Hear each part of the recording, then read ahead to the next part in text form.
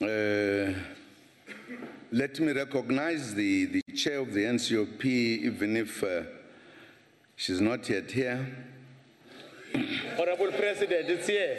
It's here. Yeah, I'm waiting for her to be sitting here. She's in the House, President. Honorable Chairperson of the NCOP, Ms. Thandi Modise, Deputy Chairperson, honorable members of the NCOP, premiers who are present here, and MECs, provincial speakers, national and provincial chairpersons of SALGA, chairperson of the National House of Traditional Leaders, distinguished guests, members of the House.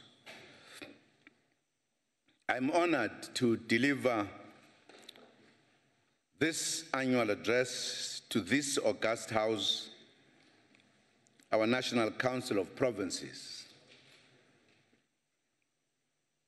We meet under the theme, Deepening Unity in Action for Inclusive Growth and Africa's Renewal, Reclaiming the Legacy of OR Tambo.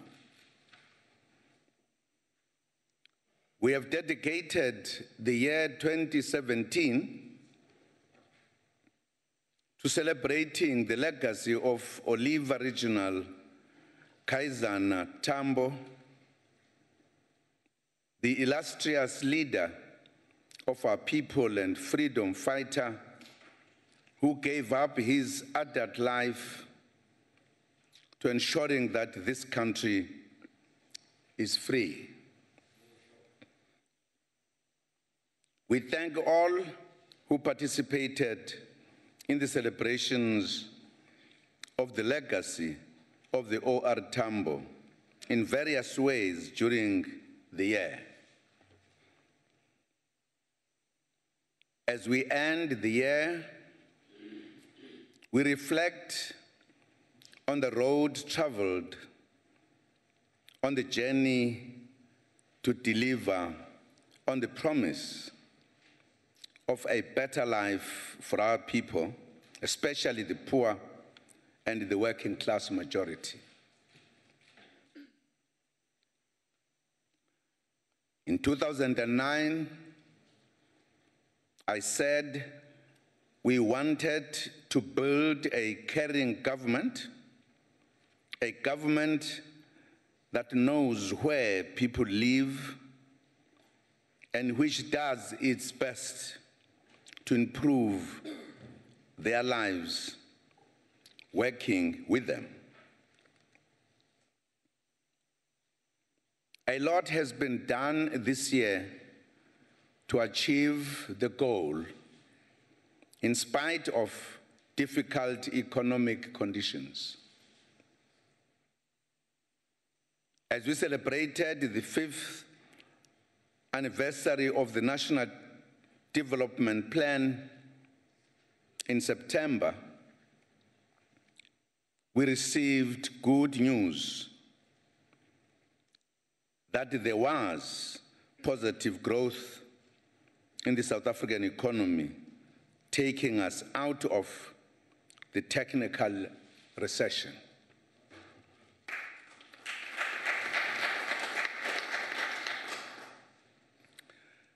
This was a significant affirmation which encouraged us to focus on positive developments and provide the necessary support to the sectors that can help us reignite growth.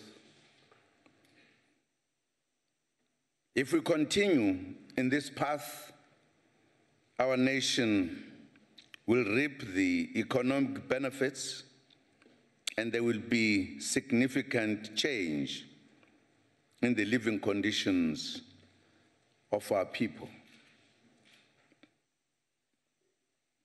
We need to provide the necessary support to the sectors that can help us reignite growth. And we are doing this through our 9-point plan focusing on areas including manufacturing, agriculture, tourism, mining, telecommunications, and others. Also important is the need to bring industry and economic activity closer to where people live and to boost investments in other centers of the country. Boosting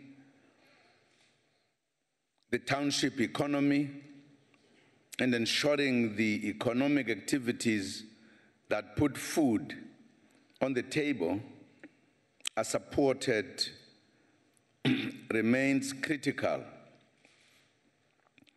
as we fight poverty. Attracting investments also remains key. We continue to launch our investment one-stop shops, which are aimed at improving the ease of doing business for investors. They are also to apply for licenses and permits in one center. We have launched these centers in Pretoria and Cape Town, and will be opening one in KwaZulu-Natal this month. We are also implementing incentives and support services for investors through our Special Economic Zones program. The 6 industrial development zones established between 2002 and 2014 have attracted about 59 investors with an investment value of more than 10 billion rand. We also announced 14 measures to build confidence recently through the Minister of Finance. This includes improving the governance of state-owned enterprises so that they start becoming sustainable and not rely on government bailouts perpetually. Progress is being made in this regard. We have a new board, that is the South African Airways and the SABC, and a new board will be appointed for Eskom soon.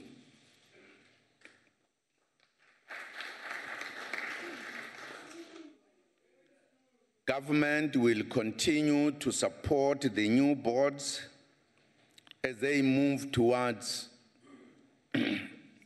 sustainability.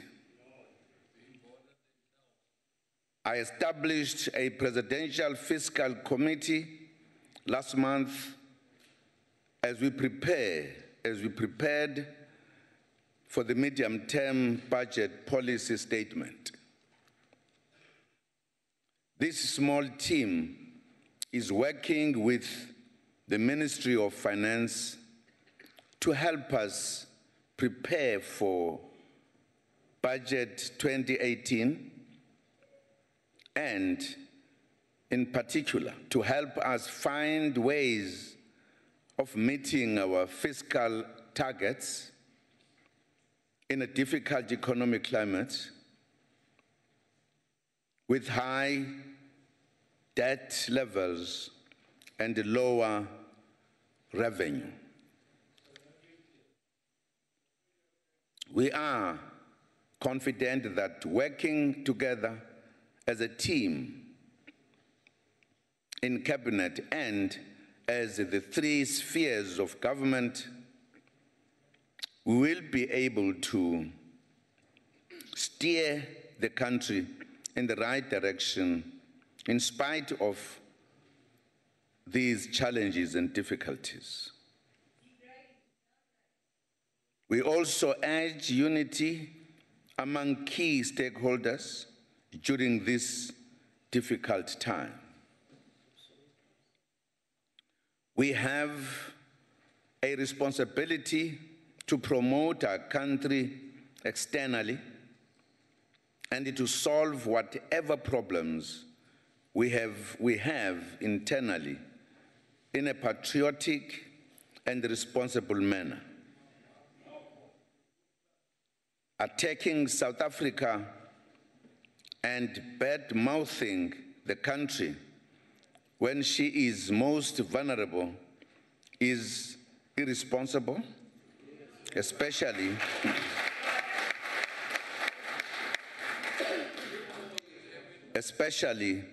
if done by South Africans themselves.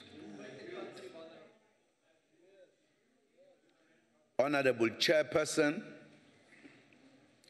while speaking about difficult economic conditions and less money to spend, we remain fully aware of the need to cushion the poor from the hardships, especially extreme poverty. Government has created a wide network of social protection services, such as social grants, free and subsidized health care, free basic education for children of the poor, or free basic municipal services.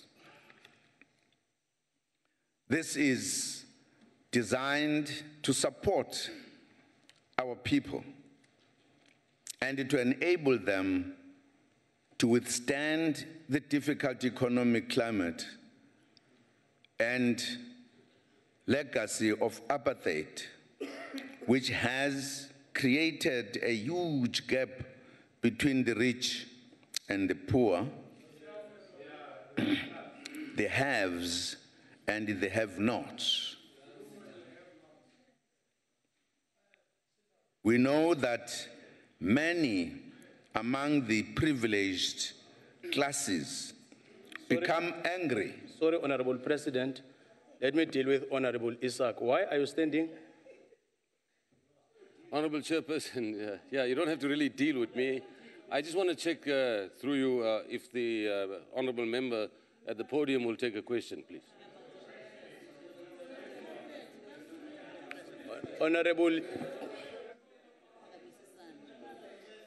Honorable Julius, Honorable Isaac, sorry, Honorable Julius.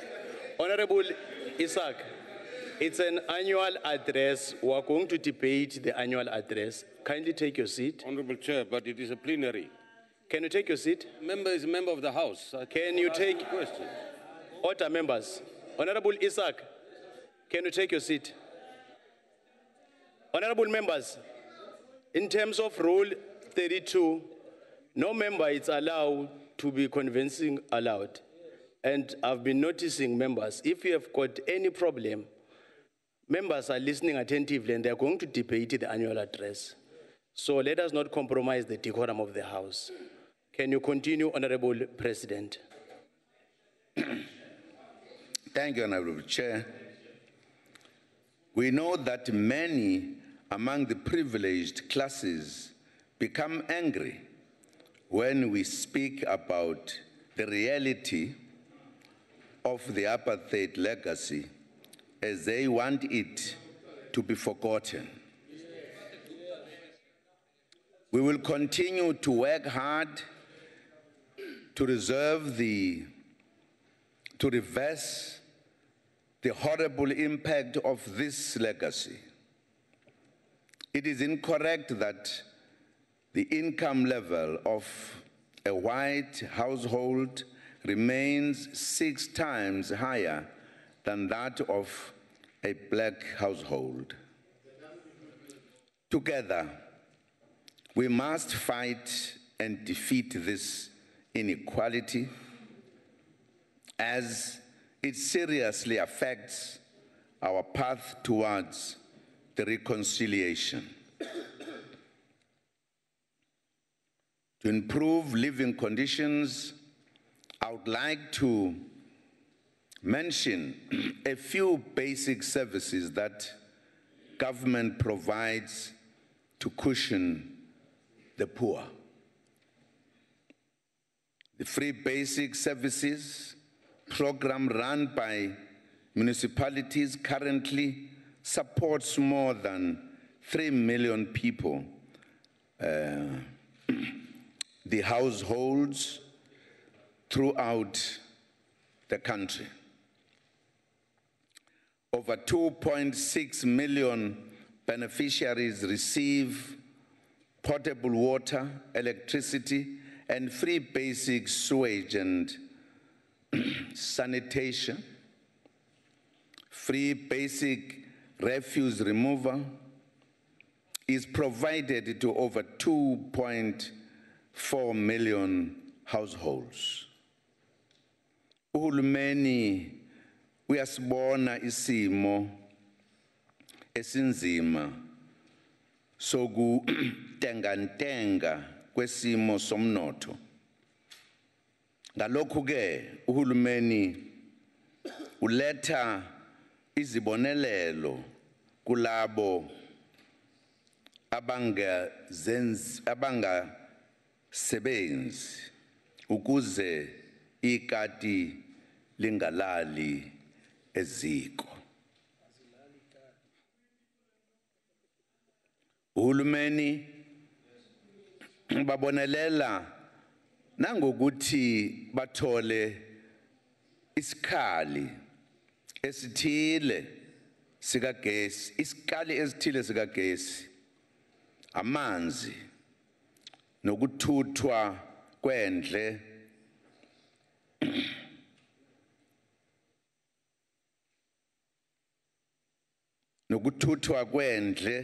mahala komasipala.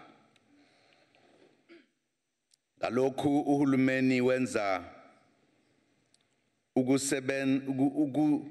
okusemandleni ukuba impilo ibe ngcono nakubo bonke ikakhulukazi abampofu.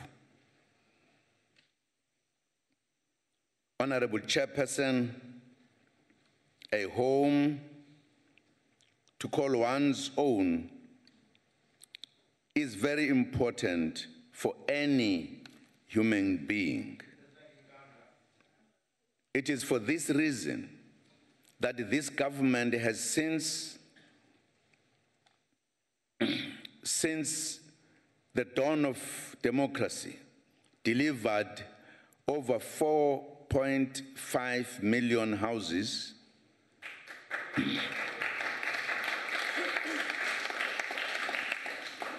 and subsidies, thereby restoring dignity of millions of our people, and is still doing more. Over the past few months, we have delivered over 54,000 housing opportunities. These comprise of housing units and serviced sites. With the limited resources at its disposal, government through the Department of Human Settlements We will continue to prioritize the elderly people, people living with disabilities, military veterans, and child-headed households for houses. To respond to rapid urbanization, government provides decent, affordable social housing. New settlements have been opened in such areas as Westgate, social housing in Pietermaritzburg, KZN, Thembalethu in Tshwane, Scottsdene in the Western Cape, Willowdene in Port Elizabeth, and Chris Hani social housing in Ekurhuleni.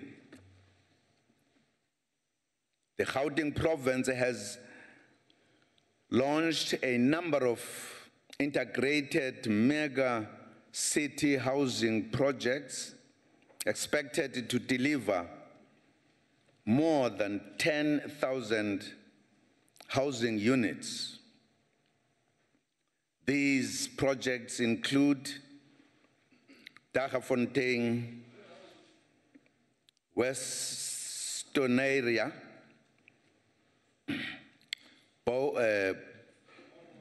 Borwa, and John Dube in Duduza. Work continues indeed to build a better life for our people, especially the poor and the working class. Bakwethu, imfundo ibaluleke kakhulu kuhulumeni wethu nakubantu bonke jikelele. Ingakho nje uhulumeni exhasa izingane eziphuma emakhaya antulayo, izingane ezivela kwizigidi eziyisishiyagalolunye zifunda mahala ezikoleni futhi zithola ukudla mahala ukuze zifunde kahle. Abafundi abampofu bafunda mahala emakolishi abizwa ngokuthi TVET, awemfundo yamakhono. As we improve teaching and learning and the physical condition of schools, indeed, the results become visible. The matric pass rate improved to 72.5% in 2016, up from 70% in 2015. Bachelor passes also increased. I'm quite confident that these figures will improve this year. I am aware of the anxiety regarding the funding for higher education. As the matric pupils pass, the challenge becomes funding for further education. Funding for further education, the Inter-Ministerial Committee responsible for higher education funding, chaired by the Minister in the Presidency, working with the Presidential Fiscal Committee, are assisting me to processing the report of the HEHA Commission. I will be making an announcement soon on the report.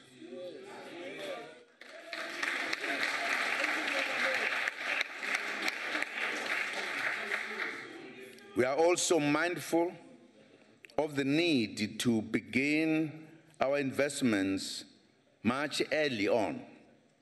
That is why government pays subsidies enabling more than 1 million children to attend early childhood development centers. Lo hulumeni eminyakeni edlule usesebenze ngamandla ukwenyusa isibalo sezingane ezifunda ezinkulisa ama-early childhood development centers nezingane zabantulayo kufanele zikwazi ukufunda kulezi zikhungo zojahidada ukuze imfundo ziqale zisencane zilungiselele ikusasa lezwe. Caregivers receive stipends from government through the extended public works program, which helps to alleviate poverty. Indeed, we continue building a better life for our people, especially the poor and the working class. On health area, life expectancy increased by 6 years and reached 63.3 years in 2015. South Africans are definitely living longer and are healthier than before. This is because of improved access to treatment for diseases such as HIV and AIDS and TB. However, some diseases need attention, such as cancer and heart diseases, which are becoming more prevalent, and this calls for more awareness about healthy lifestyles. I visited Steve Biko Academic Hospital last week and was impressed by the facilities and services provided by a government schools. I was in fact informed that even private schools refer their patients to Steve Biko. There are other kind of treatment that could only be offered at Steve Biko. I wanted to see firsthand what facilities exist in a best performing hospital.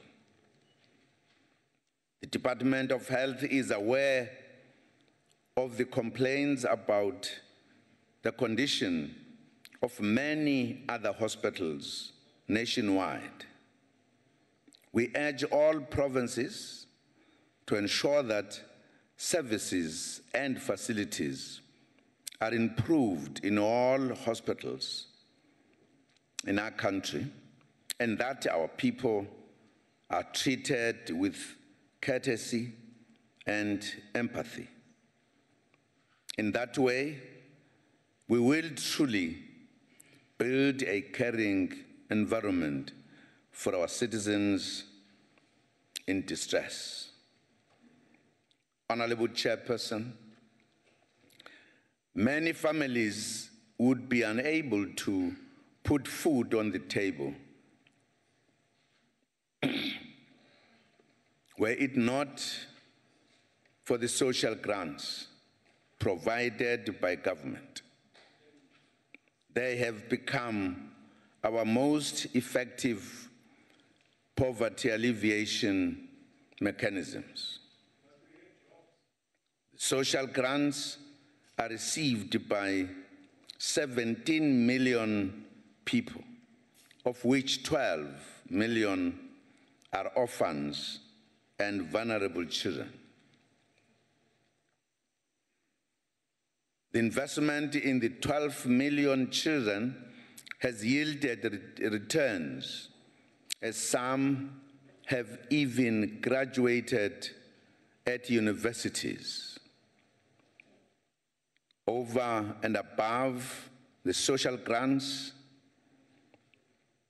government also provides support through the Social Relief of Distress program to individuals and households faced with destitution, undue hardships, and disasters such as fire or floods.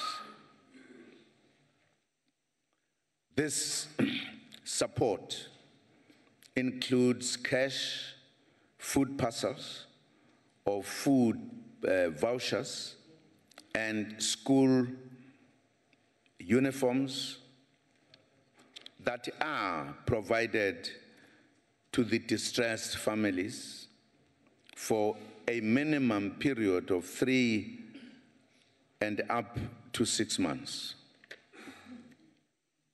Through the government's Household Food and Nutrition Security Program, more than 200 community nutrition and development centers provide over 6 million meals to more than 300,000 beneficiaries per annum.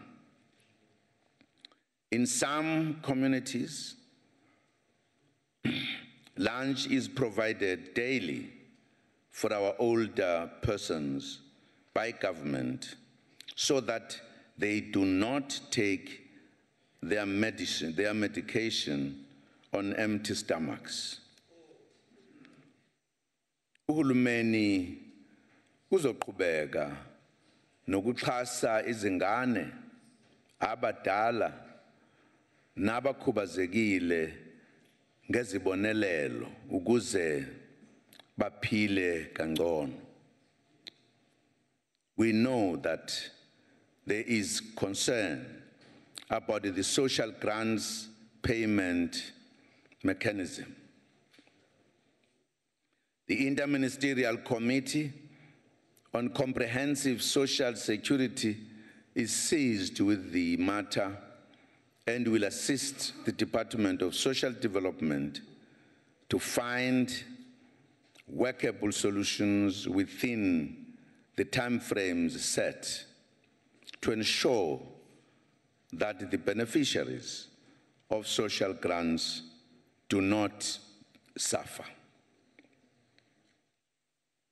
Importantly, government also runs public employment and development programs such as the expanded Public Works Program and the Community Work Program, which provide regular work opportunities and training for thousands of people, including women and youth.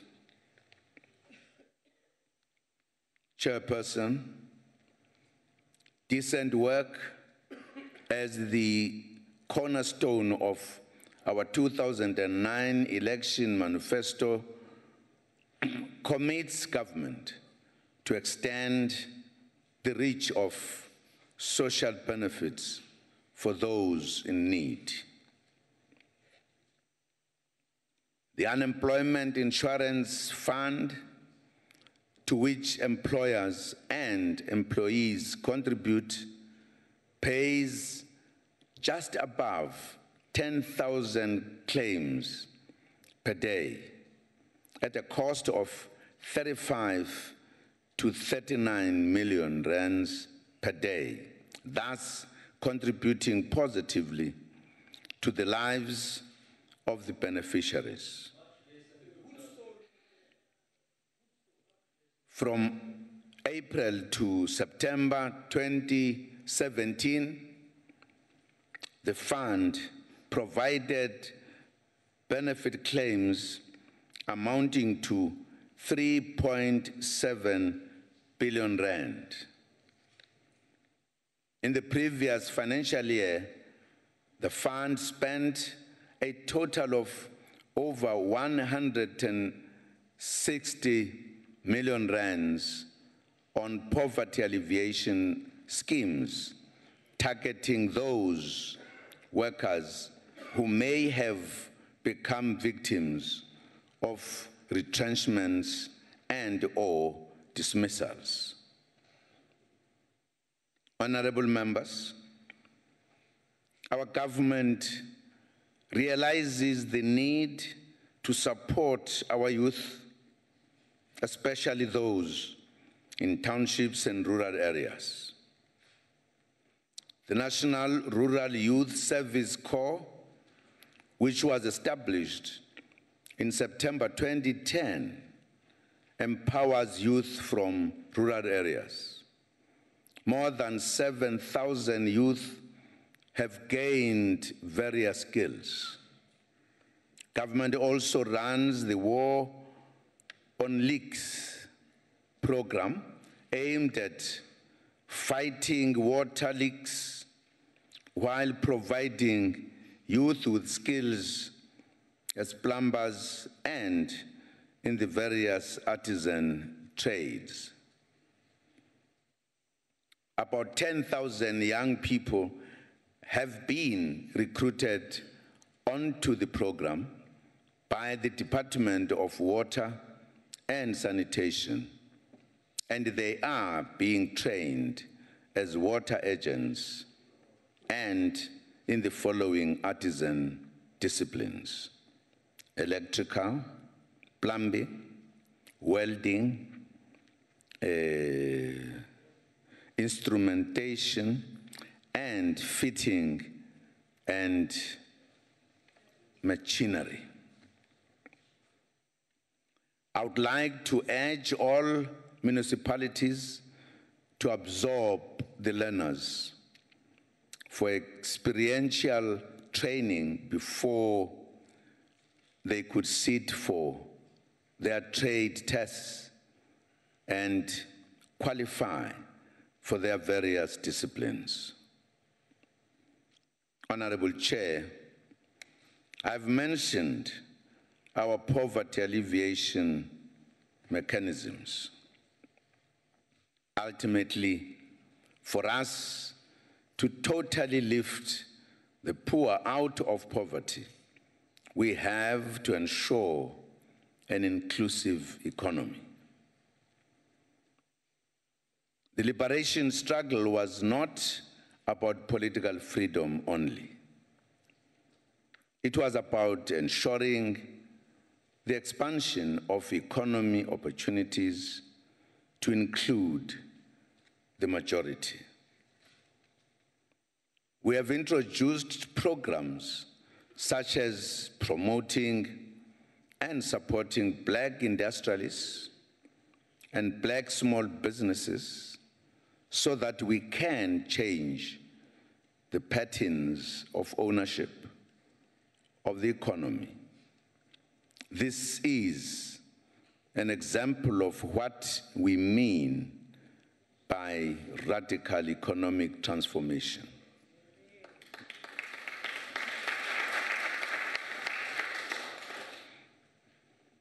We have informed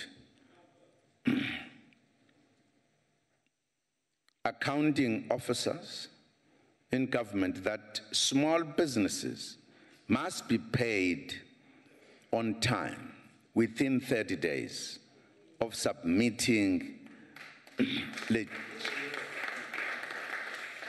of submitting legitimate invoices so that we do not disadvantage them further as government. Paying suppliers on time will contribute immensely to radical economic transformation. In this way,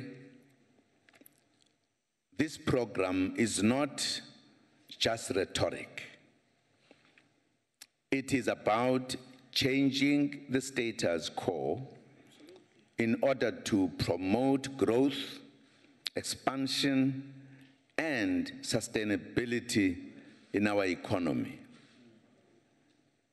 We have been accused of all sorts of things by people who refuse to face the reality that radical economic transformation is critical so that we can achieve inclusive growth.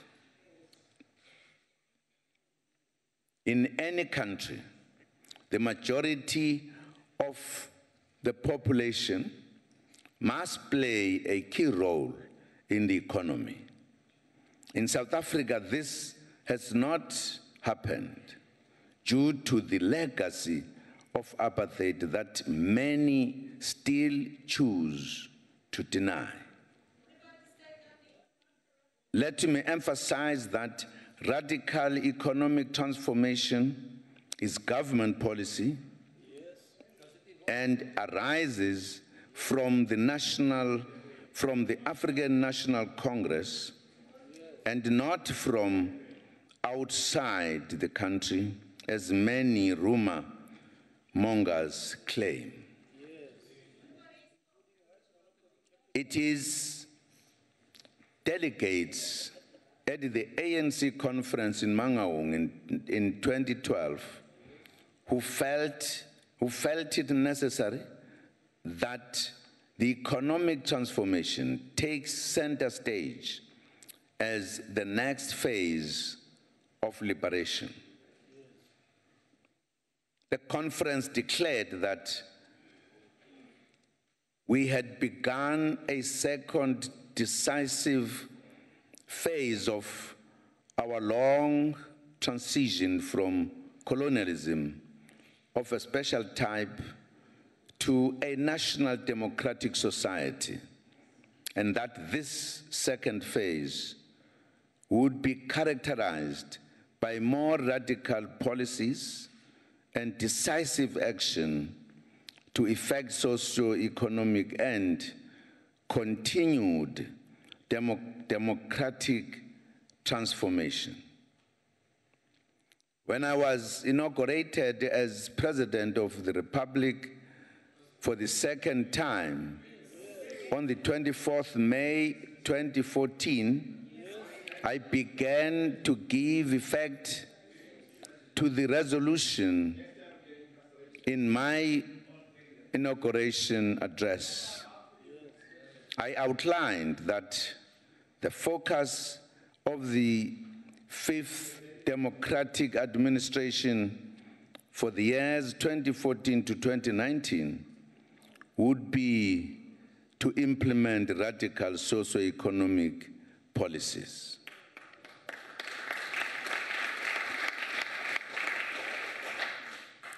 The ANC January 8 statement this year further outlined the governing party's focus on radical socio-economic transformation. Members will recall that radical socio-economic transformation was then declared a priority for 2017 to 2018 for government in the 2017 State of the Nation Address.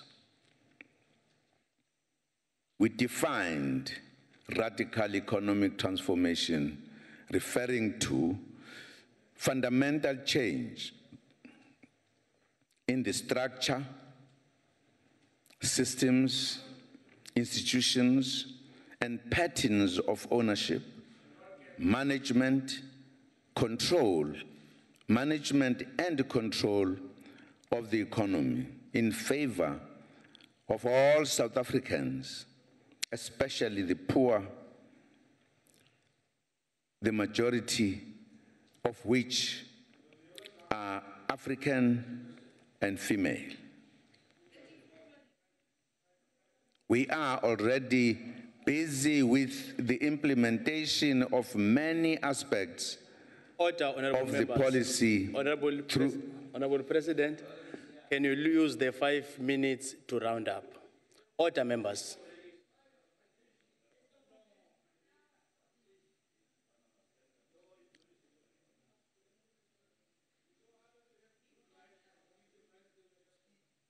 No, I'm giving President 5 minutes to continue rounding up. Continue, Honorable President.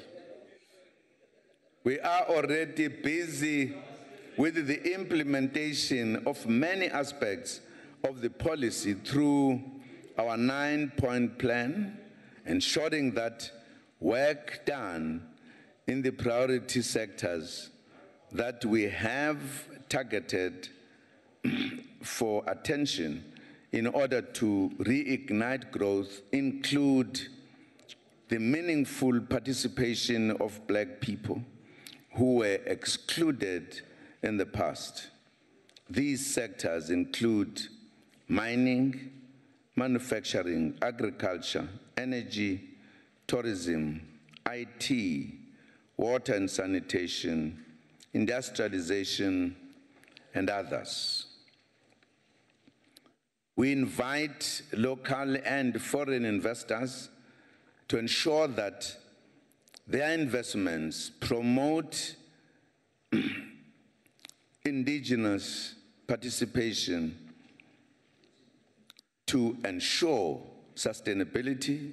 Working together, we can make a difference. Chairperson, let me also take this opportunity as we head towards National Reconciliation Day next month to remind all that we have a responsibility to promote unity and social cohesion. This includes promoting our national symbols and anything associated with the Democratic Republic.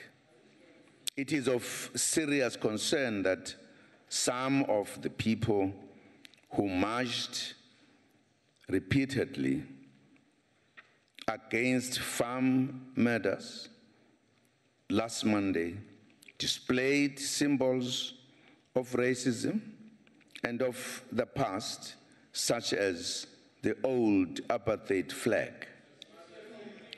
This means that some compatriots yearn for the past in which Black people were subjected and treated as pariahs in the land of their birth. This conduct is not good, shocking, and grossly insensitive. It indicates how far we still need to go in building a new society. It is also clear that more stringent measures are needed to tackle racism in our country.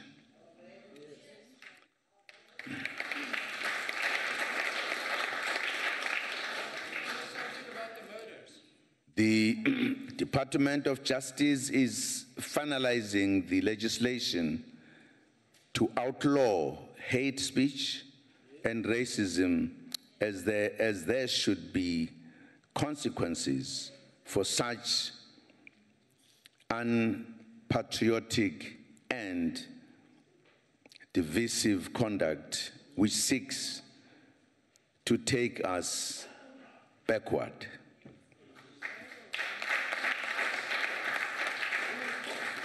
Next year, we shall celebrate the centenary of President Nelson Mandela as he would turn 100 years old in 2018 had he lived. We should use the celebration to promote non-racialism, unity, and nation building. Honorable Chairperson, we owe it to Nelson Mandela, OR Tambo, and all our heroes and heroines, including thousands who suffered brutality at the hands of the apartheid regime, to continue building a better society. Let us not be diverted from this noble mission.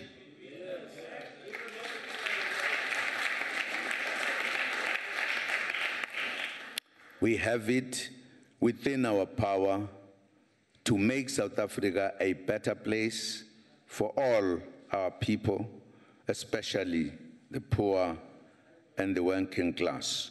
I thank you, Chair. Thank you, Honorable President.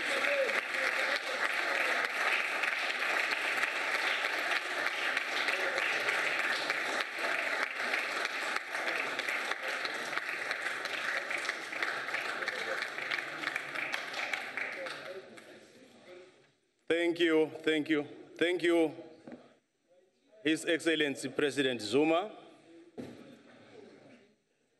Leli lithuba lekuthi kude sihlalo wemkhandlu wesifundza umhlonishwa Modise.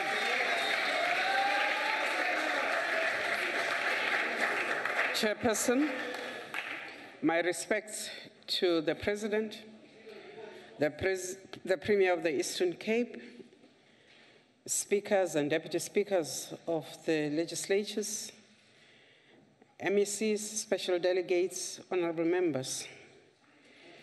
Ladies and gentlemen, it is that time again when we have the opportunity to welcome the President and to add to his debate a few thoughts related to the topic at hand: deepening unity in action for inclusive growth in Africa's renewal, reclaiming the legacy of OR Tambo. This year, our Constitution and the NCOP celebrate 20 years of existence. This year, we remember the hard work that one Oliver Reginald Tambo put into the writing of the Harare Declaration and everything else that has benefited this country as a result of that. This year, we remind ourselves that our strength as a country has always been our ability to talk, to discuss, to argue, to negotiate, and to find one another.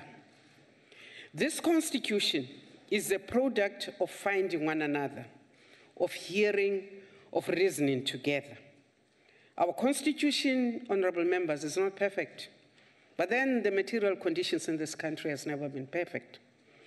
The Constitution we have today enables me to do what I do very regularly in this House, to kiss across the bar and across the sexes without fear of being incarcerated.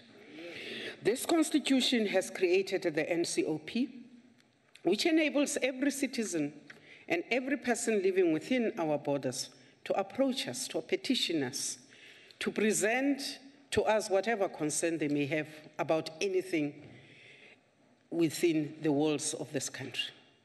This Constitution entrenches the separation of powers, creating a balance which is in the interest of the people of South Africa. The cornerstone of this Constitution is the Charter for Women's Rights, which was mooted in Amsterdam at a Malibongwe conference in 1989. That conference had brought together women from all formations, women who were within the borders of South Africa considered enemies. After the return from exile and prison, we set about and established deliberately a non-partisan organization, the National Coalition for Women, which sat around the country, collected and compiled what is now known as the Women's Charter of South Africa. We want to salute Mefrini Chinwala, the chairperson of the National Coalition of Women, then, for the sterling work she has delivered for this country. Our Constitution recognizes all people as equal, race, gender, religion, whether we are from the urban or the rural. There is no way we can respect this Constitution unless we respect what it stands for: unity, acceptance, accountability, correction, and redress. Addressing the nation in 1980, OR Tambo said, and I quote him, "Our unity has to be based on honesty amongst ourselves, the courage to face reality, adherence to what has been agreed upon, principle. The unity, therefore, that we call for today must be based on principle. The unity in action must add empathy to the mixture. I must become my brother's keeper, based on honesty. Unity in action for the renewal of Africa must be about what will benefit Africa and the vulnerable majority, the poor, the displaced, the children on the mud schools and on the mud pit toilets, the women upon whose bodies men wage their wars. The renewal of Africa must not be about a second colonization of our resources. It must be about us, Africans, pulling together our resources, human and capital, to build our economy as a continent. It must be about feeding and schooling our children. It must be about pride in consuming African products. African renewal must acknowledge our diversity and accommodate our differences. Our unity in Africa cannot continue to be about mediating conflicts. It cannot be about understanding democracies which are not based on the will of the people. Unity of renewal must begin with honest common definitions of war, of peace, of stability, of elections and all the other related processes. We must understand why Africa's strong men refuse to leave office. We must understand what democracy means when the majority of the people in this continent, who are women, are still very far from decision-making tables. We must understand that as things stand today, the strong African politics will stay in Africa, poverty will increase, our children will continue to drown in oceans, trying to run away to find places of safety across in hostile countries. We must understand that unless we unite for the good, children across the world that have more dark pigmentation will forever be considered inferior. Mr. President, I'm not inferior. I'm black. I'm female. I come from the rural areas. I have never blinked for anything in my life. I am a product of Jack Simons and Mark Shop. I am a product and a child of OR Tambo. But what would OR Tambo say to us today? He would instruct us, I suspect, that he would say to us, we must listen carefully and better at our people. He would ask us if we really understood, have internalized the importance of this parliament to our people, and why it was necessary to entrench this parliament into the Constitution. I do know that as the NCOP, Mr. President, we do the best we can under the circumstances.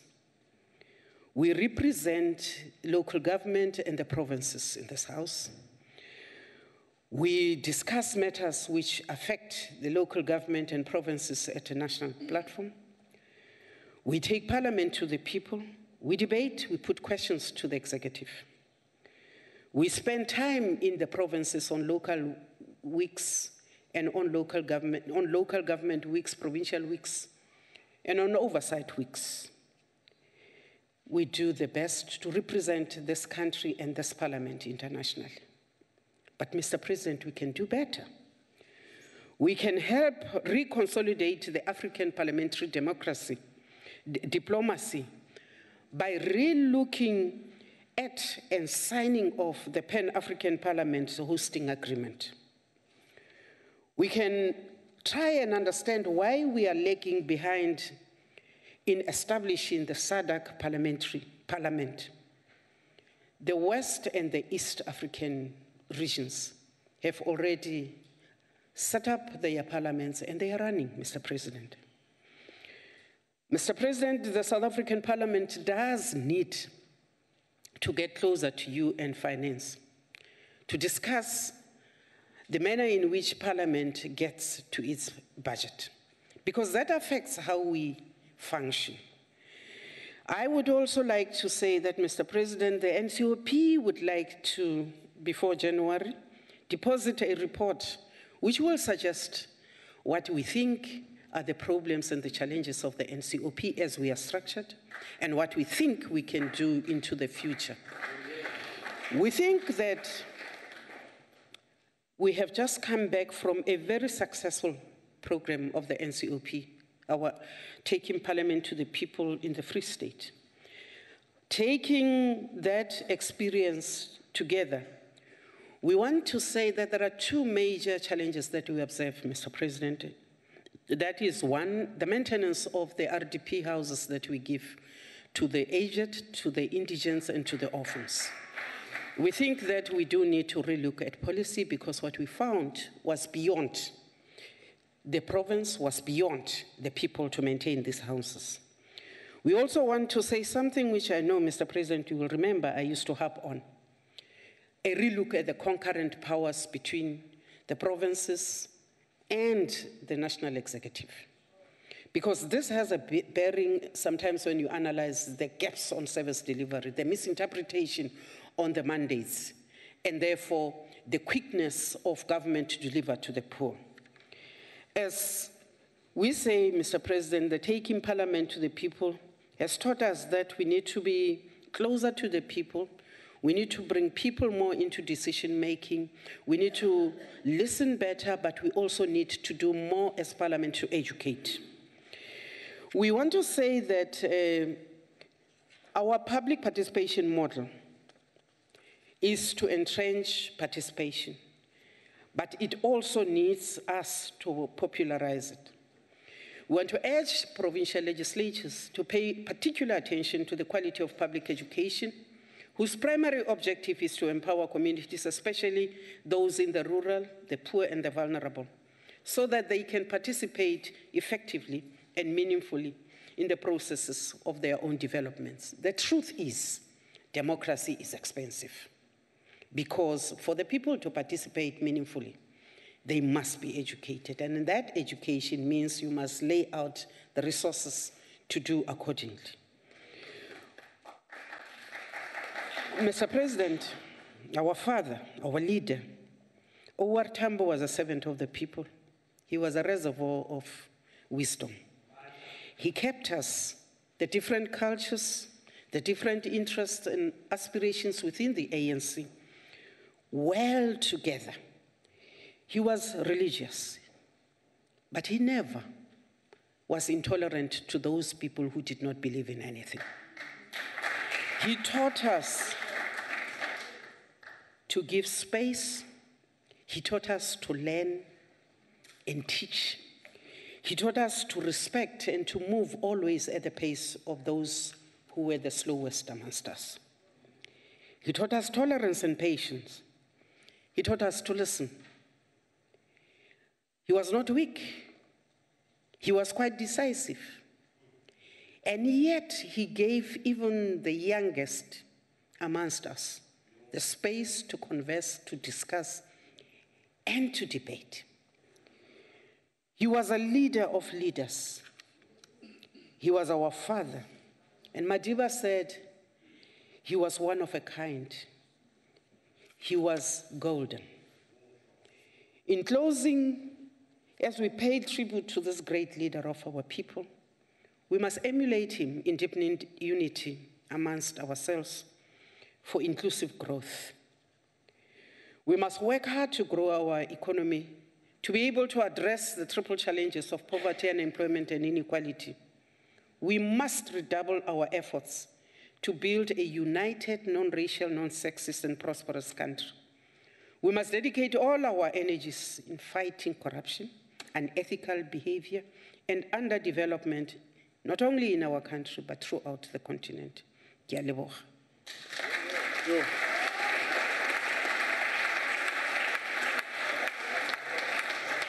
Thank you, Chairperson. Honorable Makwebu.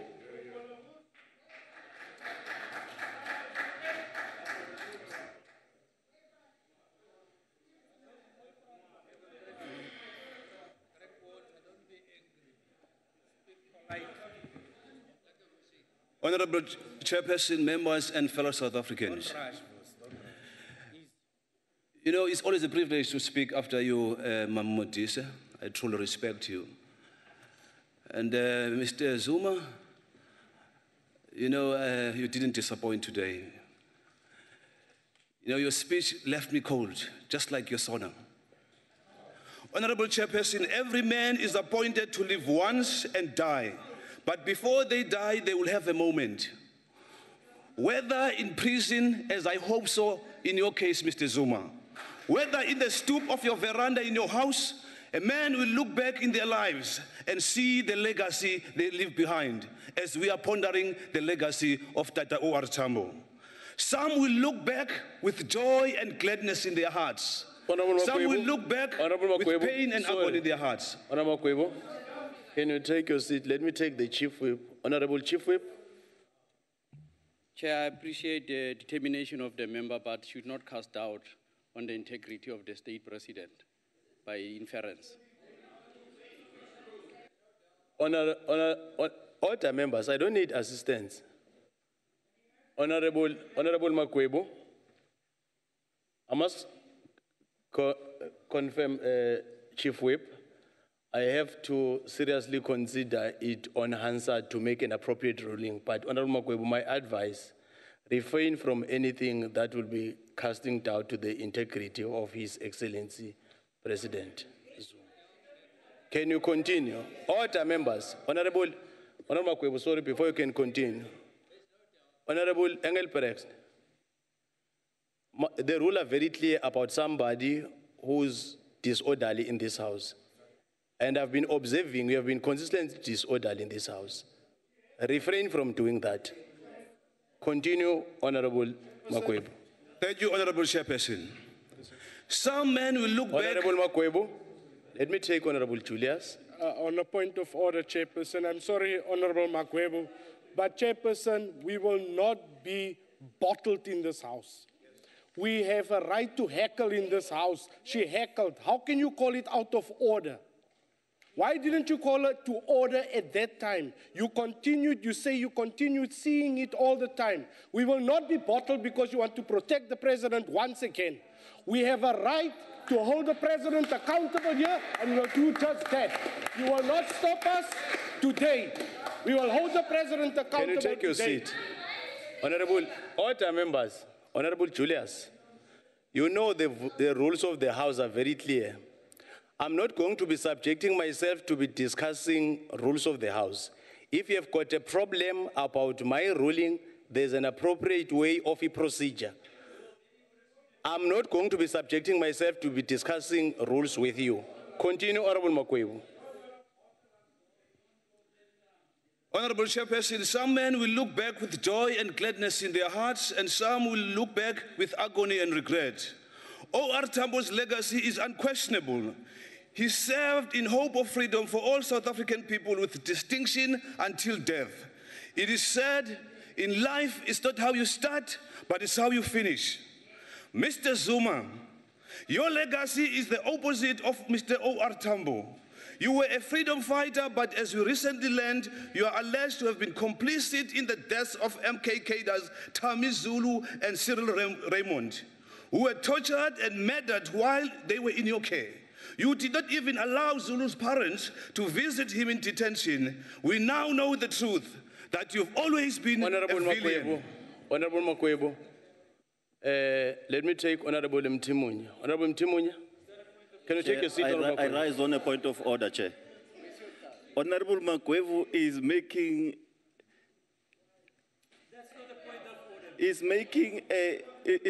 what he purports to be fact, and therefore casting aspersions on the person of a president. Honorable Mtimunya. Honorable Makwebo was never in the ranks of the ANC. He knows nothing about the ANC. He can't make reference to the ANC. Honorable Mtimunya. Honorable Mtimunya, take your seat. Honorable members, Honorable Makwebo said allegedly, and refrain from anything that will create problems, but can you continue? Thank you, Chair. I really appreciate. Mr. Zuma, under your presidency, you have brought South Africa to its knees. You have no right to reclaim the legacy of OR Tambo on behalf of the South African people. You have crippled the state, used the taxpayers' money to enrich yourself, your family, and the thugs who are hell-bent to keep you out of prison. Corruption runs rampant in your administration. When Shabir Sheikh was convicted of corruption, the court held that you had a mutually beneficial relationship with him. It means you are a corrupt man. Honorable Makwebo. You abuse women Honorable as you Makwebo. wish. Let me take Honorable Wana. Honorable Wana. Thank you, Chairperson. Through you, Chairperson, can a speaker take a question? Honorable members. Honorable Makwebo, are you ready to take a question? It's not ready to take a talking question. South African problems. Can you continue, Honorable Makwebo? Honorable Isaac. Honorable Chairperson, with due respect to you, this is now a perfect example of your inconsistency. Honorable Isaac. Allow me to speak. No, when the speaker, Mr. Zuma, was at the podium, and I stood up and asked, may I ask the speaker? It's an annual address by the president. It's not. It's part of a debate. There's no annual address by Honorable Makwebo. It is a part of a debate. It's an annual address. Can you take your seat? He was part of the debate. He's on the speaker's list. He had 30 minutes. You refused me to allow him the question, but now it's with due respect. Honorable You have an Isaac. audacity, Chairperson, to allow a member from the ANC to ask the speaker at the podium a question. That is inconsistency at its best. Honorable Isaac. Honorable Isaac. You can't be shouting and doing what you are doing. You can't be shouting and doing what you are doing. Continue, Honorable Makwebo. Mr. Zuma, you abuse women as you wish, having claimed that Fesekile and Tsukela Kuzwayo's Kanga invited you to have sex with her and then using state resources to intimidate her, discredit the trauma you put her under exile from her home. If anybody's got a question, here is the book. Buy the book. You have 783 charges of fraud, corruption, and racketeering looming over your head. Although you have said you wanted your day in court, the South African people are still waiting for this day, nearly a decade on. When late President Mandela, let me remind you, when late President Mandela was subpoenaed by the court of law in the Dr. Louis Late case, he obliged, because he believed in the constitutional values of South African Constitution and because he believes that everyone is equal before the law. Mr. Zuma, honorable members of this House, I want to say to you, you are going to jail. We are at Rongweni, Tata. A criminal cannot be a president. An insolvent person cannot be a president. Under your presidency, the state has been captured by the Gupta family, thugs, and the rogue elements in the ANC. It is estimated that 100 billion rands is owed to the fiscus and has been lost through state capture. We are still waiting for the Commission of Inquiry. You are delaying it because you know you have got your hands in the cookie jar. South Africa is a country with more than 9 million unemployed South Africans. Our unemployment rate is higher than other African countries, and we are in the top 10 in the list of the countries with the highest unemployment in the world. This is money, ladies and gentlemen, honorable members, that could have been used to deliver services to the South African people who desperately need those services. Mr. Zuma, you have plunged our country into recession, and another downgrade is looming. South Africa cannot afford a nuclear deal, Mr. Zuma. What South Africans need, I will tell you now. They need food, they need water, they need housing, they need sanitation, they need jobs, they need education. Honorable Chairperson, fellow South Africans, this country has never been so unstable post-democracy. Thank you to you, Mr. Zuma. But I have good news for South Africa. I have good news for South Africans. Come 2019, from the ashes we shall rise. The DA is ready to govern. Step by step, we're moving forward. Little by little, we're taking ground. We are already governing multiple municipalities, 4 metros, and the Western Cape province, despite Mr. Zuma's attempts and his cronies to interfere in the elections. Not only does the DA now govern the majority of the local government budget, but we are able to dismantle the web of corruption that has plagued the metros such as Johannesburg, Tshwane, Nelson Mandela Bay, as well as other municipalities. A national DA government will reduce the current bloated government to 15 municipalities to root out the thieves and the corruption and the thugs, offer free quality higher education to qualifying students who cannot afford it. We will reform and sell the entities that are not performing, like your South African Airways. We will create an economic environment that is conducive for jobs, that will attract investors. In Nelson Mandela Bay, for instance, in the short space of time, we have delivered the title deeds. We have delivered the water to 1,000 of households. This is an example of good governance. The Western Cape province remains a shining example of a well-run province under the Democratic Alliance. Fellow South Africans, hang in there. Fellow South Africans, I beg you, hang in there. From the ashes, we shall rise. When I'm Tatu Zuma, we are strong when it at Kosi Sigaleli Africa. I thank you.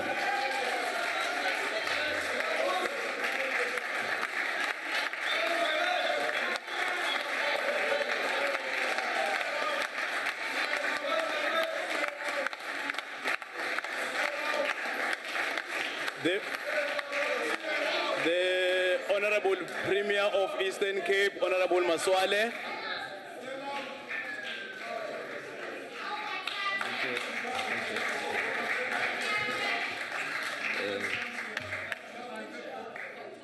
Thank you so much, Honorable House Chairperson. Honorable members, order.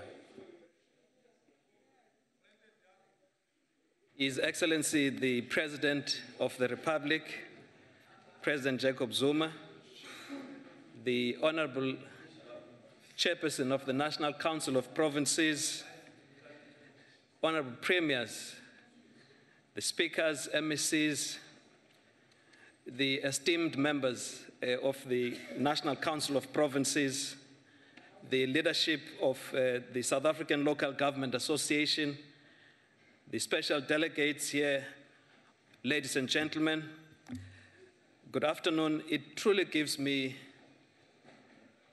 pleasure to participate in this historic event of the National Council of Provinces, wherein the President comes to do the annual address.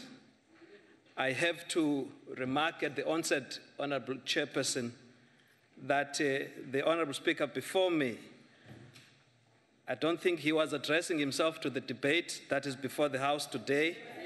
Certainly, he must have chosen to spend time on other matters that are not matters, honestly, that were before the House today.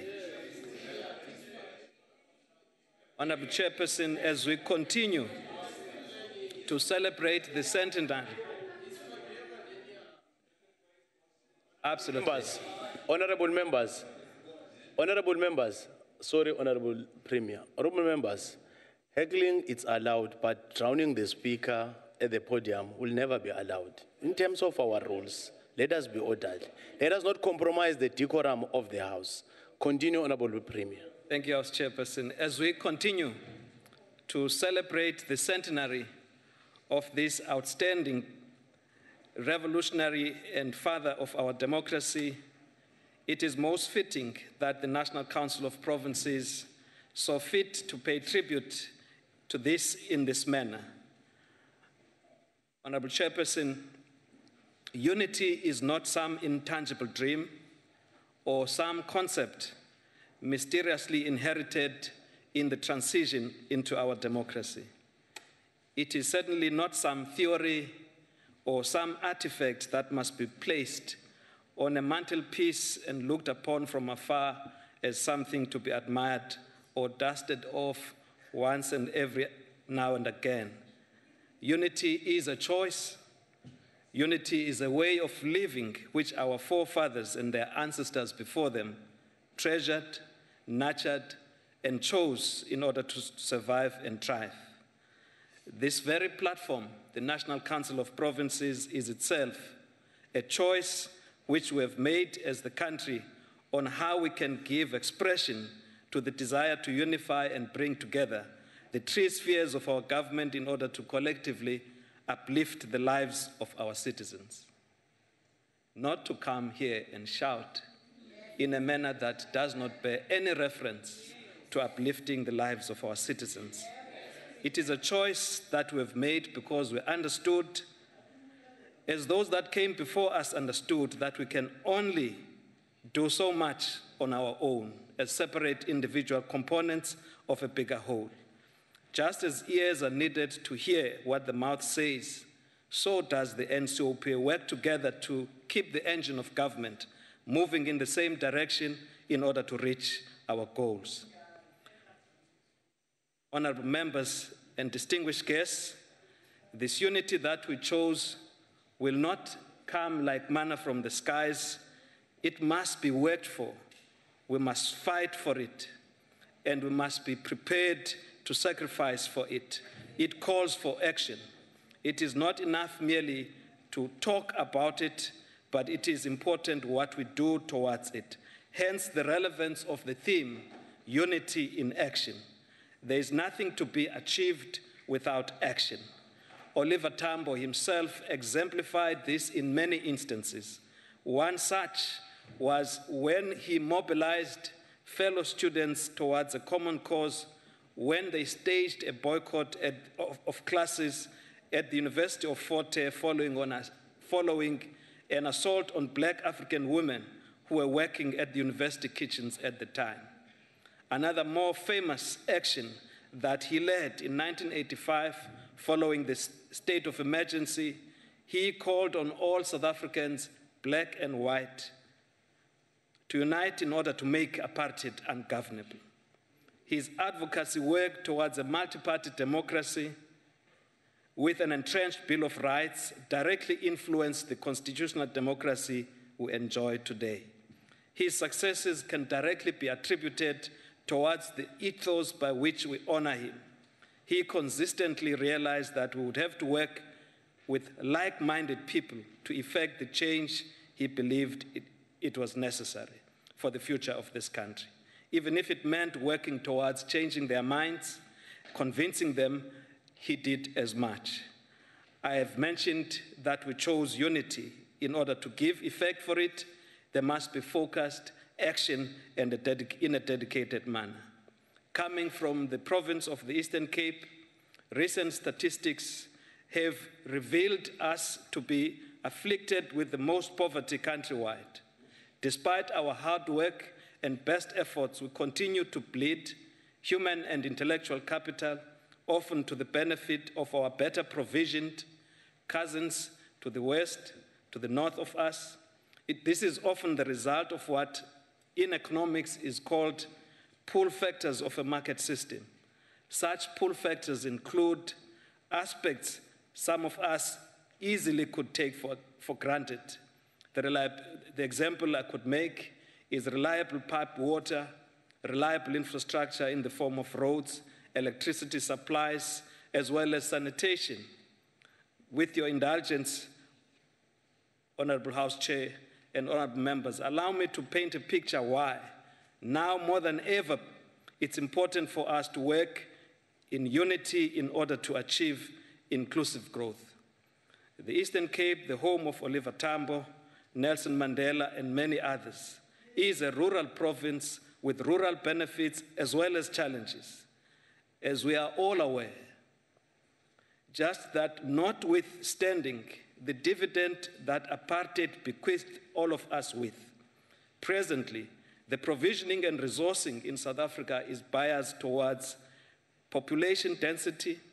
In essence, this means that the accelerated urbanization which we are currently witnessing favors those areas of our country which are already built up with services and amenities, while a shrinking proportion of available resources is allocated towards the more rural areas of our country.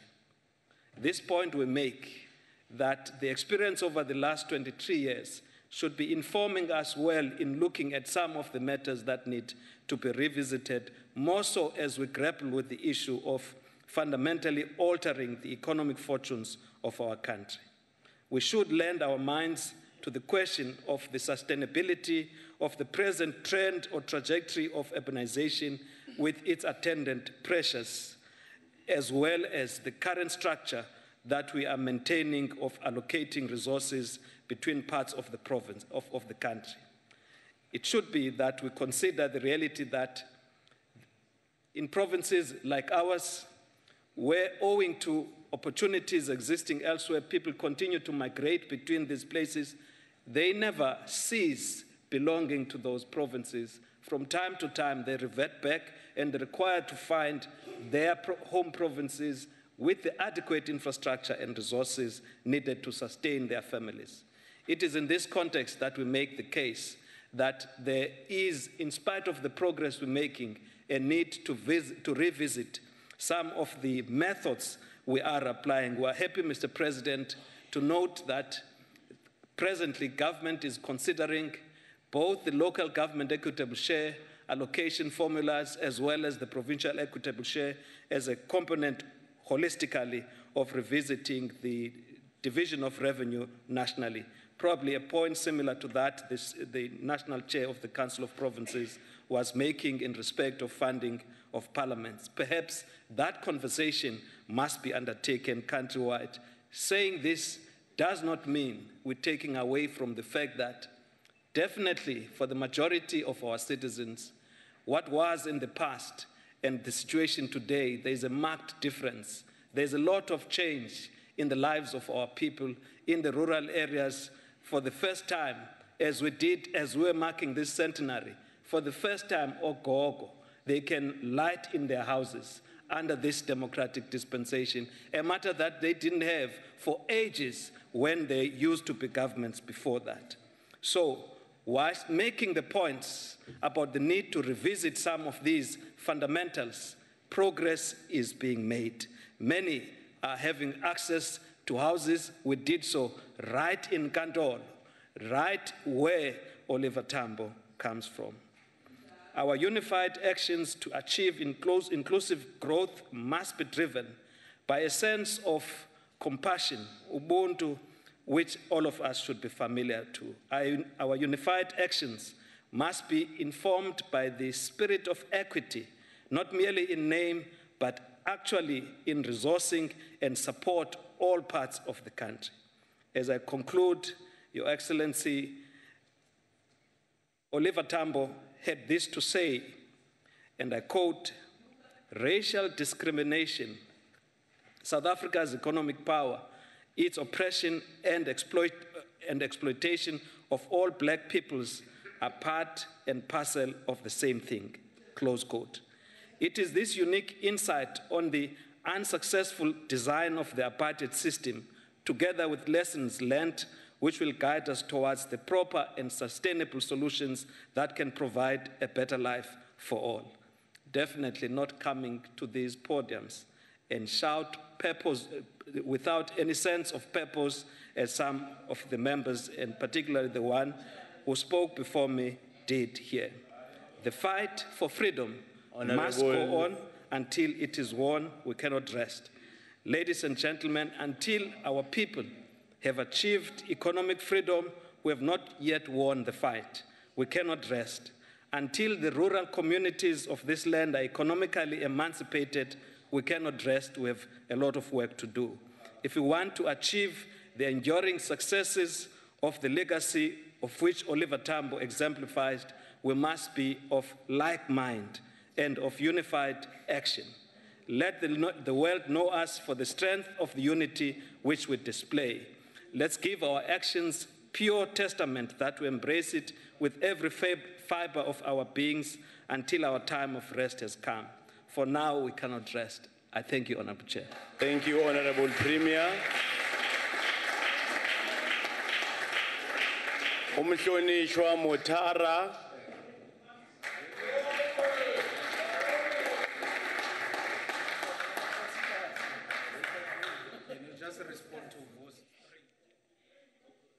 His Excellency President Jacob Zuma, Honorable Chairperson of the Council, Premier of the Eastern Cape, Honorable Speakers present, MECs and other special delegates, leaders of the parties represented in the House, leadership of SALGA, members of the NCOP, guests in the gallery, ladies and gentlemen.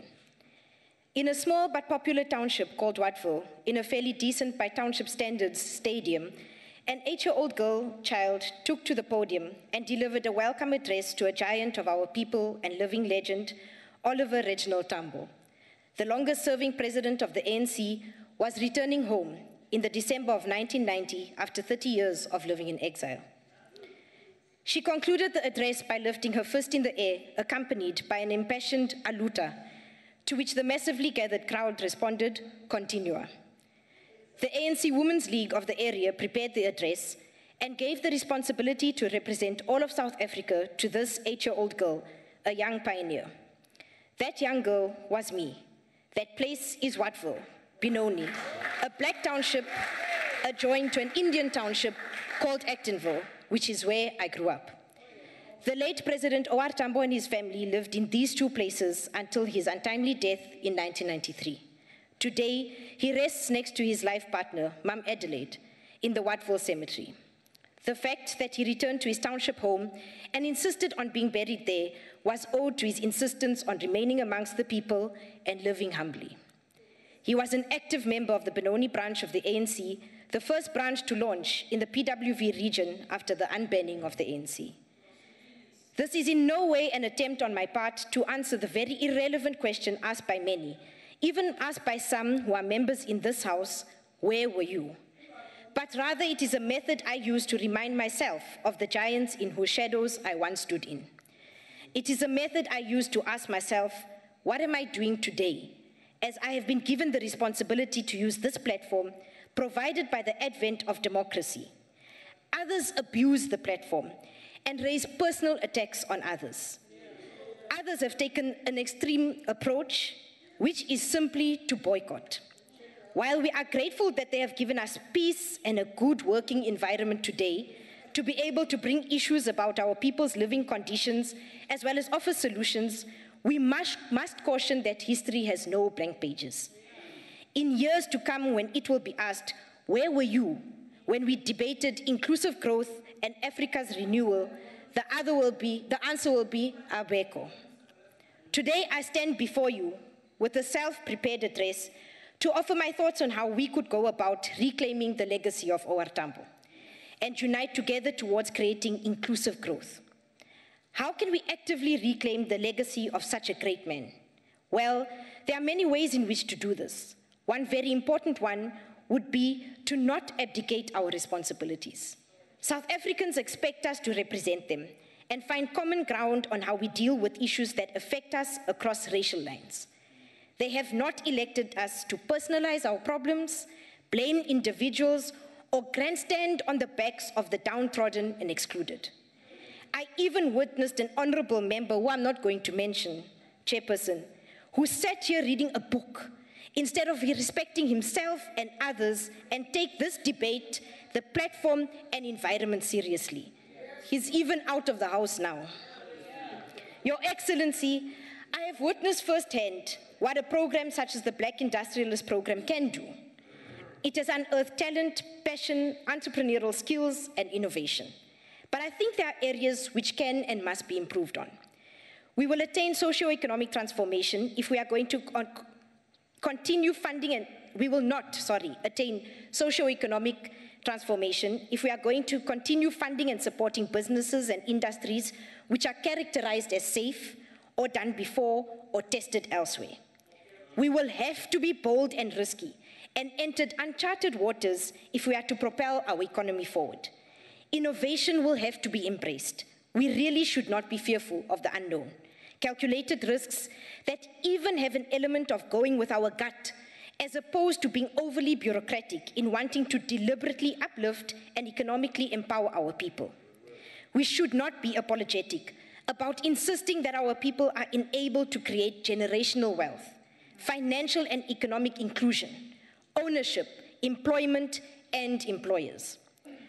OR Tambo passed on just a year before the first democratic election, a bittersweet moment for many, as a leader who sacrificed his life for a day he never got to relish in. He was no more. The lesson we learned from just this was that we sacrifice our lives for a South Africa we wish to create, not just a South Africa we want to exist in today.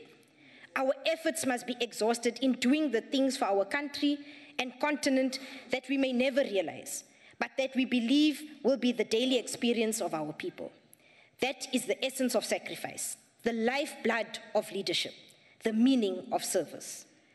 Our economic policies have thus far improved the lives of many, but on the other extreme have also deepened the divide between the haves and the have-nots, increased poverty in areas that were already impoverished, and inequality has unfortunately risen. We cannot and should not continue with programs that will address issues now and today, without looking into a future that we may or may not experience. Our responsibility is not to ourselves, but to those we may never meet. Young people sit with great ideas, eyes for opportunity, and unnatural risk takers. We will be failing future generations if we don't deliberately support and channel these innovations to benefit our country and continent. I'm going to repeat what the Premier of the Eastern Cape has shared earlier and quote Honorable Oliver Tambo when he said, "Racial discrimination, South Africa's economic power, its oppression and exploitation of all black peoples are part and parcel of the same thing," close quote. Last week we saw what should have been a genuine concern and problem that faces our farming communities, murders, should ordinarily have brought all South Africans together as one. Unfortunately, it turned into an opportunity for liberal right-wing elements to reminisce about the days gone by. They hoisted the Vierkleur, the apartheid flag, and sang Die Stem ardently. I use the words unfortunate only for respect of this House and to remain parliamentary.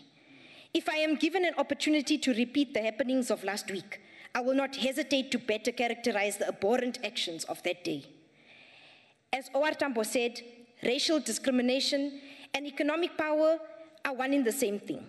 And it comes as no surprise that when we emboldenedly speak of restructuring the economy, the majority, those who are beneficiaries will unite to oppose this. We dare not retreat, dare not fail, and dare not do all we can to reclaim the legacy of this great man. Economic transformation must happen, and it must happen in our lifetime. Aluta. Thank you. The Free State MEC of Health, Honorable Kompela.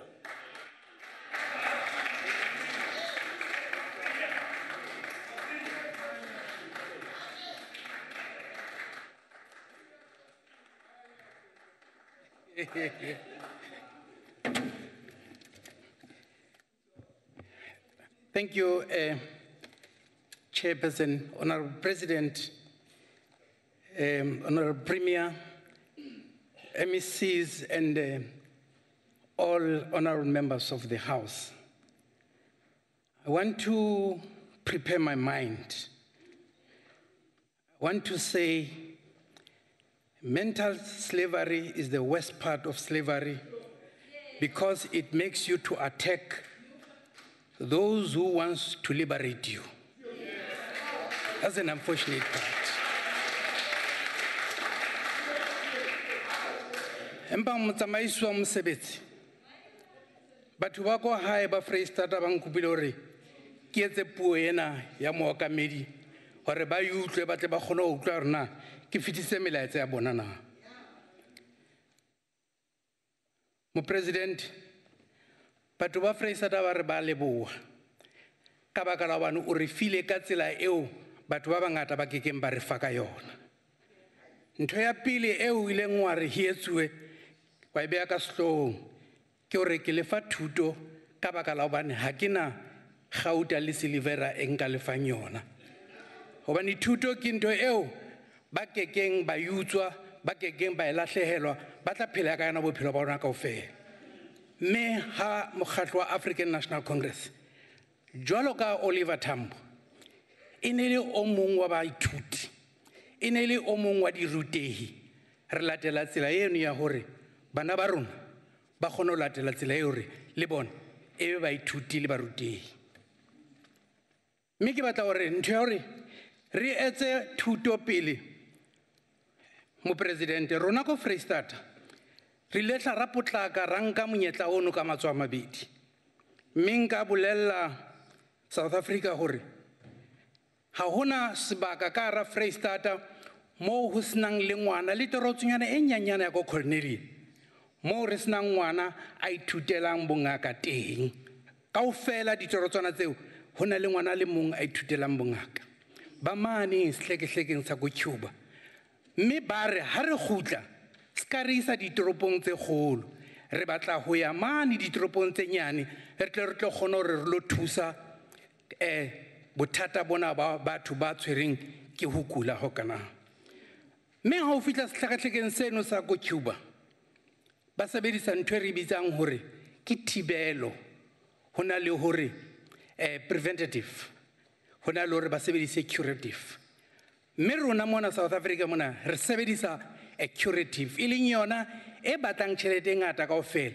Mme o tla utlwa ha ba theoha ka June selemo se tlang, ba lepela ba tla kwana mona ba tlo etsa intern, mme ha ba kgutla South Africa e keke ya ba hlola e ba South Africa eo batho ba e tsebang.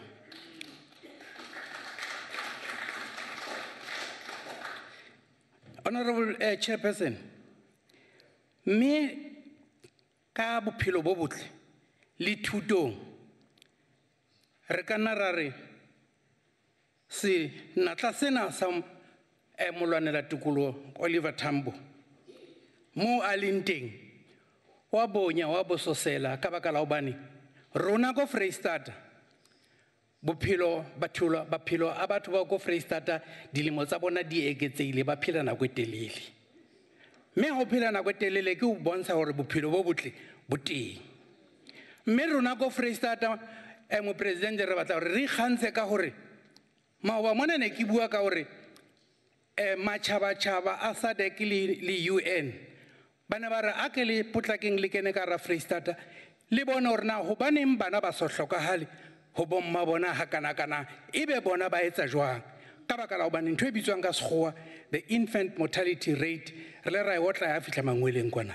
Mme re tla dula re tshwere jwalo hore ho se ke hwa ba le ngwana ya hlokahalang ho mmae kapa ya hlokahalang sepetlele, mme batho bana re ba etsa hore re kgone ho ba kgabeletsa ba le mahae mane e re ka kgwedi ya bobedi ya boraro a iphumana a imile ebe o santse a kena tleliniking hore a tsebe hore na ngwana a tla bang le yena ke ngwana wa mofuta ofeng.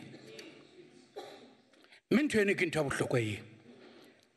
Mme ya boraro eo ke nahanang hore le yona Mopresidente OR Tambo mo a leng teng wa bona menyabuketso e re etsang ya hore ntwa kgahlano le bonokwane le bosinyi ke ntho e re etsang rona mane le haeng la rona la Freistata mane ke selemo sa rona sa botshelela. Mopresidente, ke kopa o ko re fe kroni le rona ka nako nngwe moqhaka wa tlholo hore banna le sebeditse le titimile le qetile sebaka ka bana ke selemo sa bohlano re ntse re tshwara number 1 re di otla kaofela. Mme ha o kena ka ra Freistata o kana robala le mati le butswe ka nako nngwe ha ona tsotsi ka baka la bana re penya tsotsi rona ko Freistata, re penya tsotsi ko Freistata. Mopresidente, ho na le mathata a teng hohle mo re leng teng, mme re batla ho tholetsa tsohle tse etsaetseng Empa re se ke ra lebala ko re tswang. Botshabelo e entswe ka 1971. Mme ne bitswa mo batho ba ne ba baleela teng.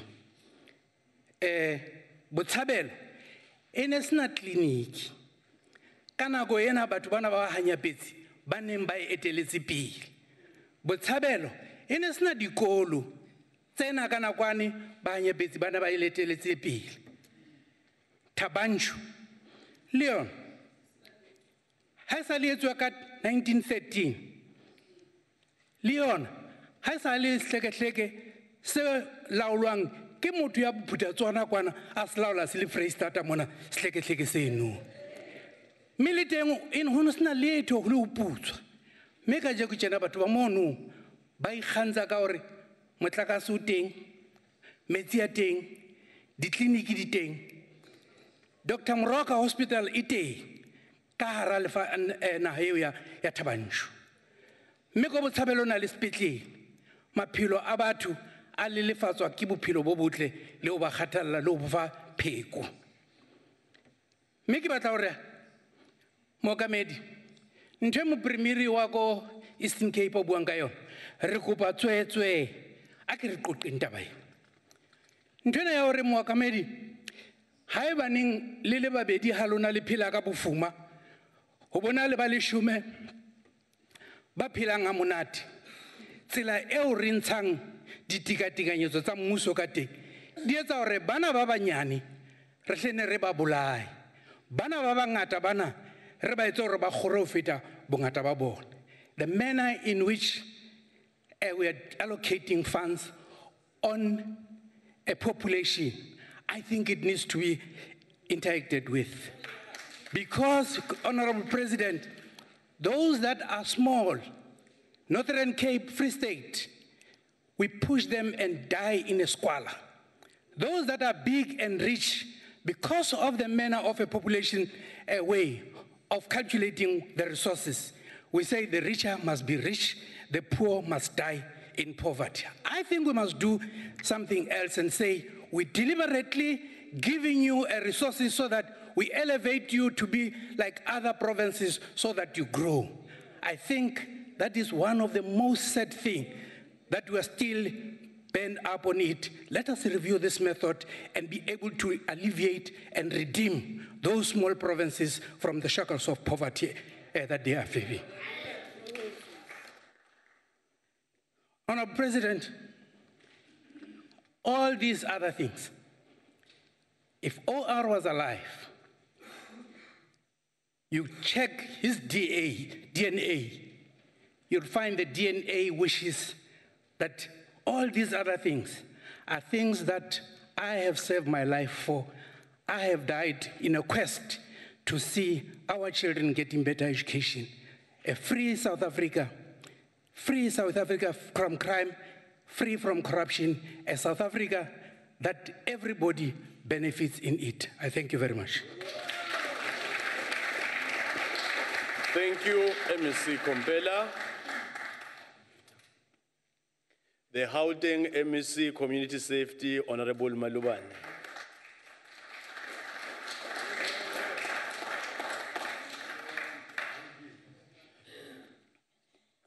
Thank you very much, Chairperson.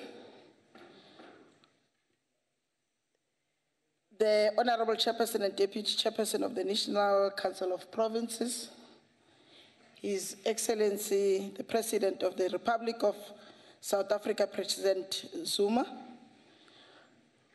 Honorable Premier Masaule, members of the Executive Councils, delegates to the National Council of Provinces, representatives of local government, and fellow South Africans. On behalf of the Premier of Gauteng, Mr. David Makura, it is my privilege to contribute to this debate under the theme, Deepening Unity in Action for Inclusive Growth and Africa's Renewal, reclaiming the legacy of OR Tambo. This debate is taking place shortly after as a nation we marked OR Tambo's month, which coincided with the centenary birthday of that colossal leader of our people and global statesman, Oliver Reginald Tambo. As part of marking OR centenary, we in Gauteng City Region hosted the 4th edition of South Africa, Italy Indaba. We dedicated this year's Indaba to the memory and honor of OR Tambo, to whom Italy, and in particular the city of Reggio Emilia, occupied a special place. If I was a good singer, I was going to sing the song that we'll never forget them. Unfortunately, Angsu Brenda Fass. We will never forget the brave and catering people of Reggio Emilia who offered OR Tambo a home during those difficult days of our liberation struggle. Expressing his gratitude to the people of the city in a letter written in his own handwriting, OR had this to say, I quote, "We always carry Reggio Emilia in our hearts. When we speak of Italy, we cannot but think of Reggio Emilia. We are linked with profound attachment and immense gratitude that is hard to put into words," close quote. These profound words remain true and relevant up to this day. In addition to the Indaba, our program in honor of OR Tambo included the hosting of the OR Tambo Sonsini Social Cohesion Games in Egoruleni. The games were a fitting tribute to the role played by the former deputy mayor of Reggio Emilia. I'm not very good in some of these languages. Giuseppe Sonsini, whose formidable relationship with OR planted the seeds for stronger and enduring relationship between Italy and the liberation movement, and later between Italy and the free South Africa. In 2015, we had the privilege of hosting Mr. Sonsini's wife, Mrs. Bruna Sonsini, and his son, Ivan Sonsini, in the renaming of the Wattville Library to the Giuseppe and Bruna Sonsini Library. Today, this library stands as a living monument, always reminding us of the strong bonds of the friendship and solidarity we share with the people of Italy. Bonds that OR Tambo played a leading role in establishing. Honorable Chairperson, as a free people who struggled for liberation benefited immensely from international solidarity, we equally ready to make our own contribution to the advancement and development of others, especially on our continent. We have learned the power of collaborative action and international solidarity as championed by OR Tambo and many in his generation.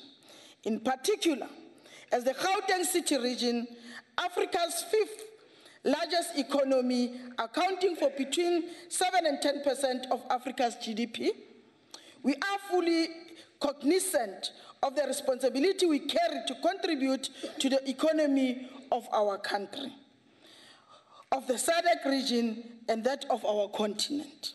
We view this as our role in driving Africa's renewal, the Progressive Africa Rising narrative, and the agenda of inclusive growth.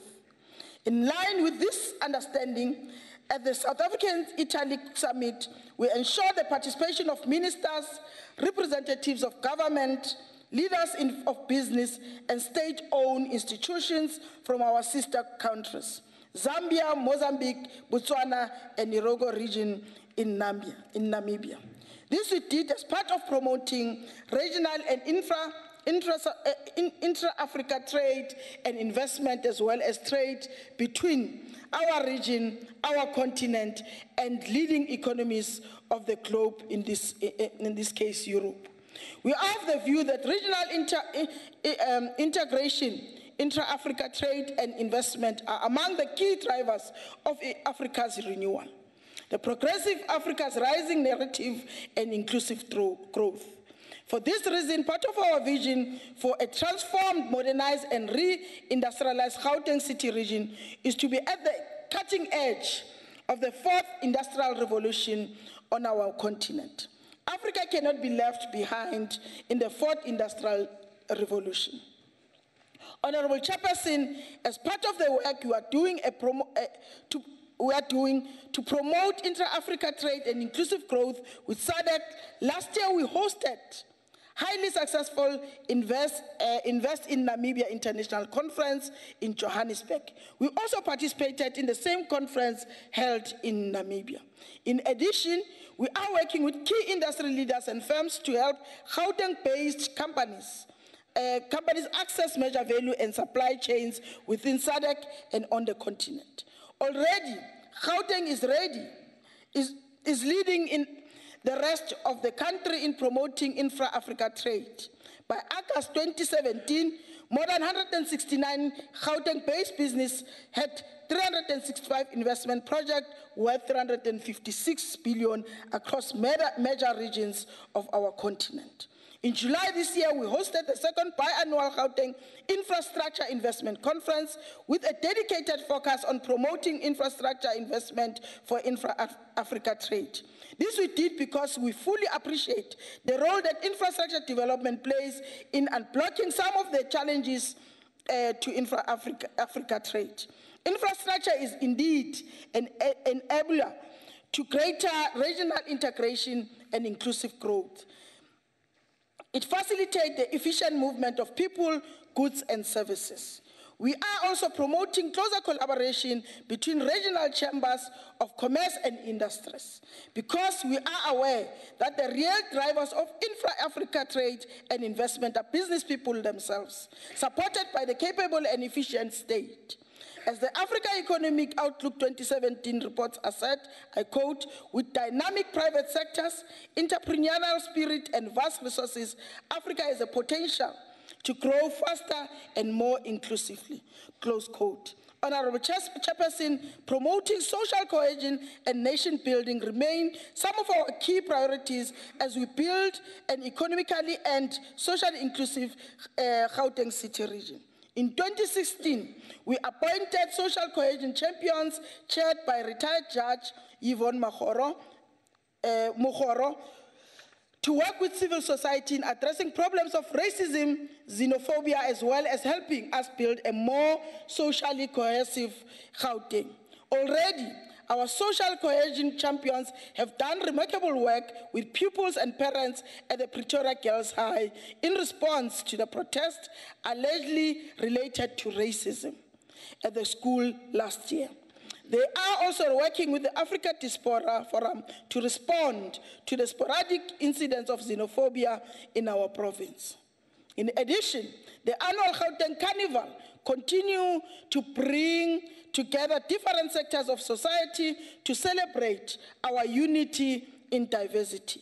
This year, the carnival held in the city of Tshwane attracted close to 50,000 people from all walks of life. We've always maintained that Gauteng is a home for all. We pride ourselves as South Africa's most cosmopolitan and Afropolitan province, a melting pot of different cultures and traditions. Honorable members, despite the many challenges we face, we are confident that an even better Gauteng is in the making. Thank you very much. Thank you. Honorable Kaula.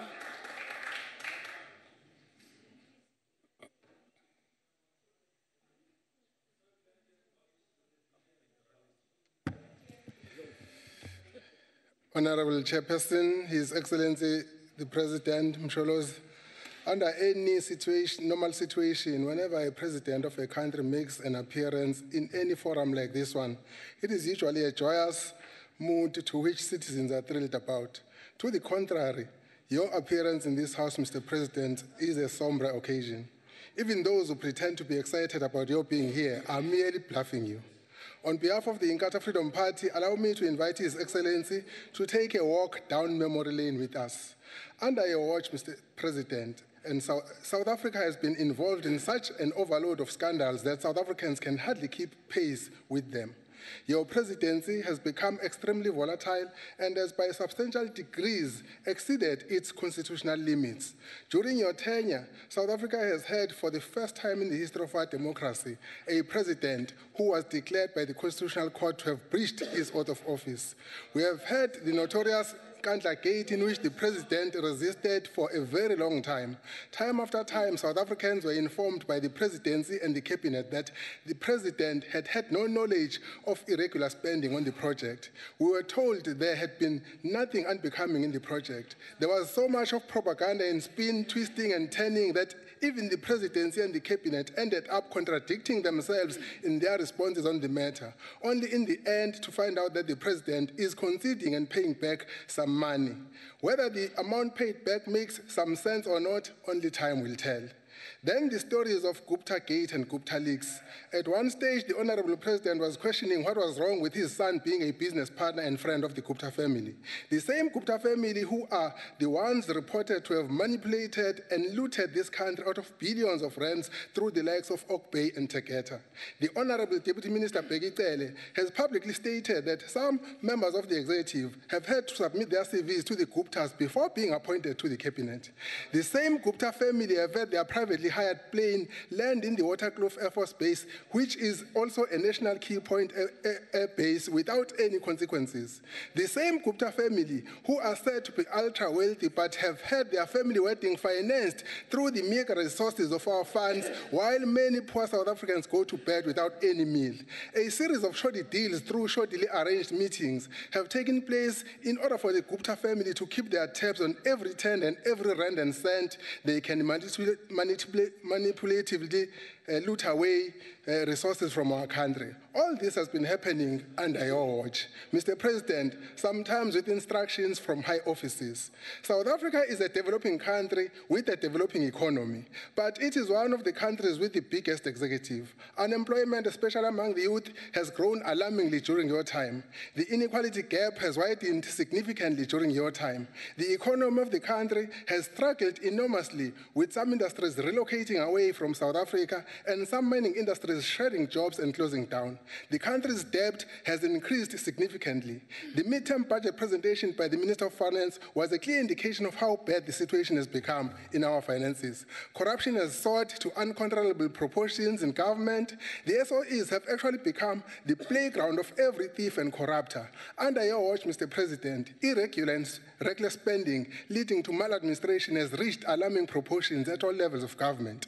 Then there is this issue of instability in the country's leadership and contradictions in policy, which is scaring investors.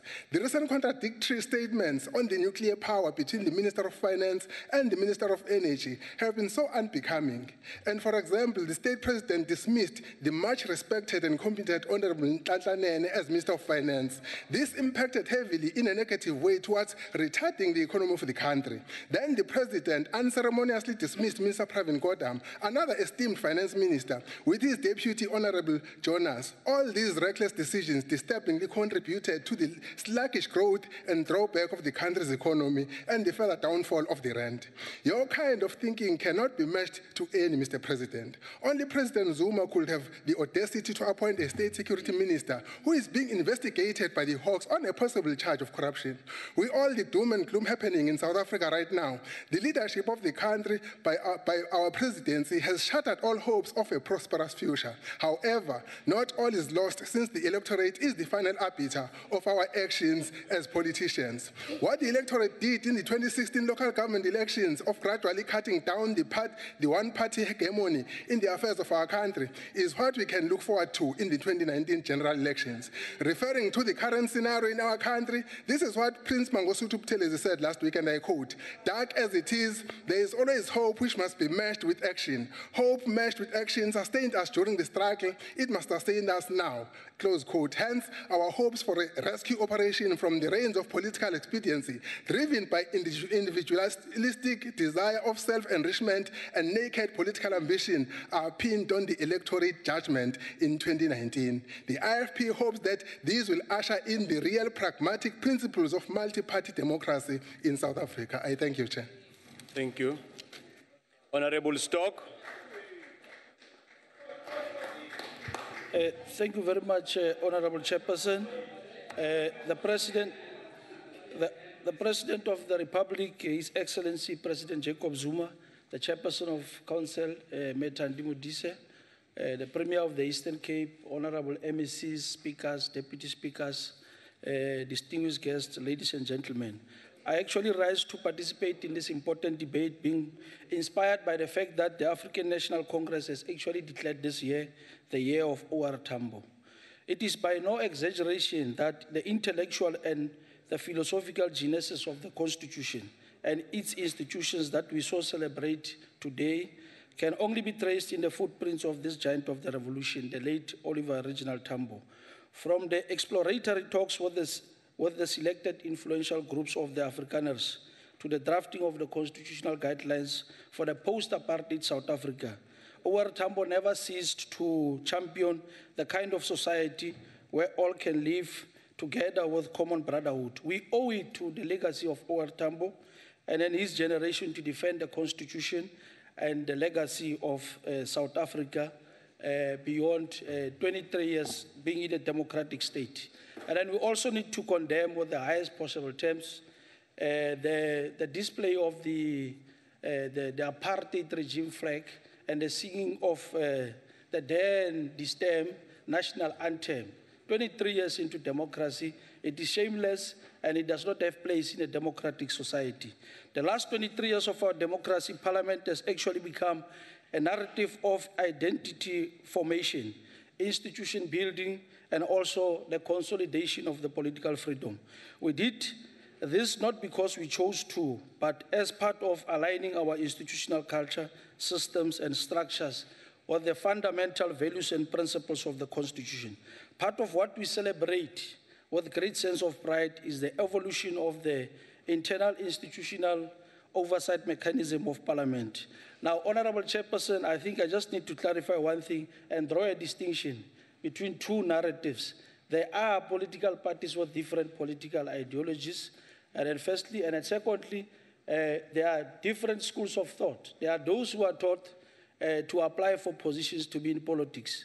And then secondly, there are those who voluntarily volunteer to be part of a political organization. Now, the organization that I represent here in Parliament, the ANC, through its youth formations, has actually taught us politics, and I'm speaking about the correct politics. Now, what we have seen here today, there's one honorable member, without actually mentioning the name of that particular honorable member, came and demonstrated and actually shown us the dangers of getting into politics through an application for a position. And I think we must condemn that thing.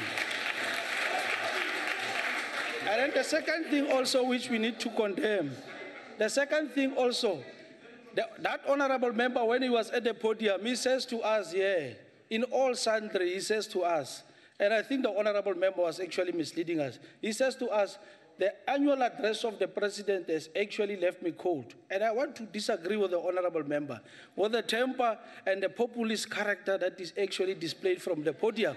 It showed to us that the member was actually hot. The president left him in a very hot condition.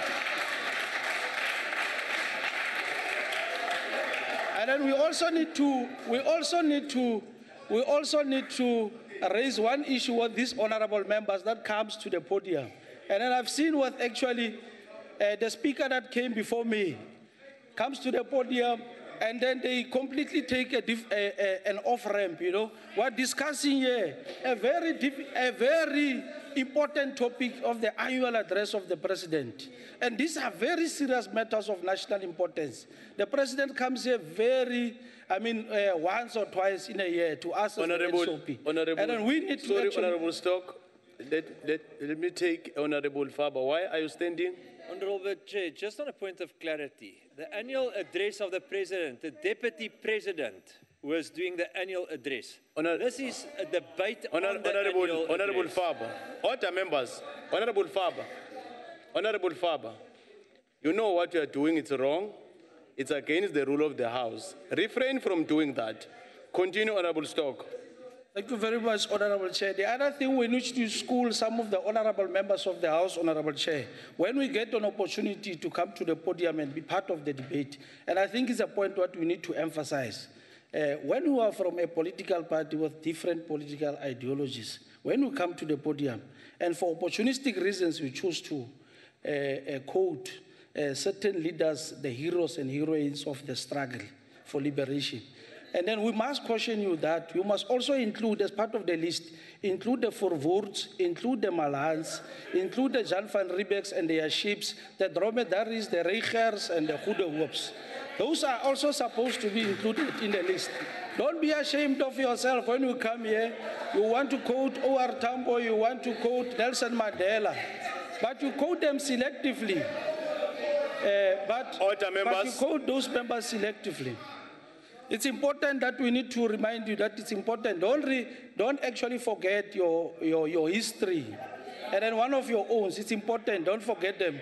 And then honorable member, one of the honorable members said at this podium there, one of the honorable members came to the podium and then also for one or two reasons decided to off-ramp.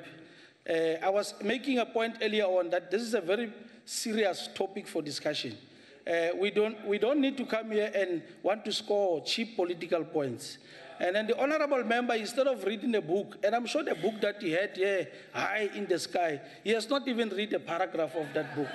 But because he wants to come here and insult our president, he feels comfortable to come here today and show us the books and show us all kinds of things. And one of these honorable members from this political party, when the president was busy addressing the nation and addressing the NCOP, all of them, they came with the books today and we have actually taken note of that fact. And I'm actually quite happy also, Honorable Chairperson, by the response that the president gave in the NA when he was answering questions to this new phenomenon of coming to the House with books and relying on books for political expediency. The president made it very clear in the NA that his responsibility is not to answer books. There are many books that has been written in the name of the president. And I think the president today, we must give the same response to this honorable member. We must give the same response to them because it's a growing phenomenon that is happening all over where the president is going. You will see a lot of people carrying books, and those are books that they have actually not read. And I think we must make that point here.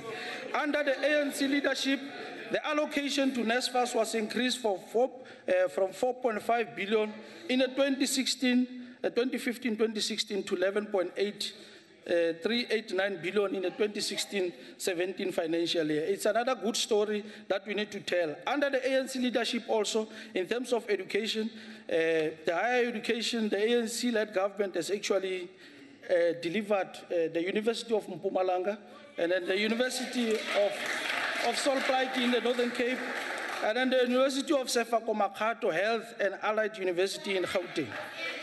And then we are also quite cognizant of the fact that there are honorable members who also want to make it their business again for opportunistic reasons, to go around and want the President of the Republic to run ahead of processes in relation to the Hare Commission report. And I want to make a point here today that the President must not actually be put under pressure by such people.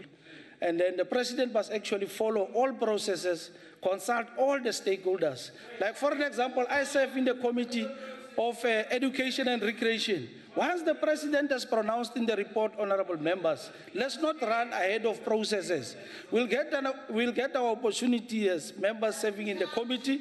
We'll also get an opportunity as members serving in the different portfolios to also make our inputs and comments in the report. So I think it's quite unfortunate for some of us to run and want to put our president, under pressure for reasons known to yourself.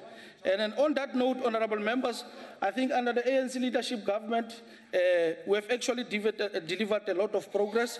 And then this annual address of the president today, as the ANC, we fully support this annual address by the president.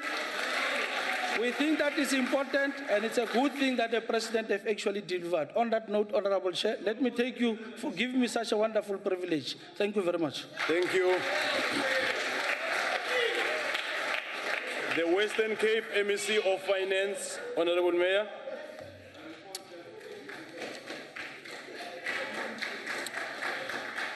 Honorable Chairperson, Honorable President, Honorable Premiers, MECs, Speakers, members of this House. Honorable members, thank you very much for this opportunity to address the NCOP. This is an important House. This is an important debate taking place here today.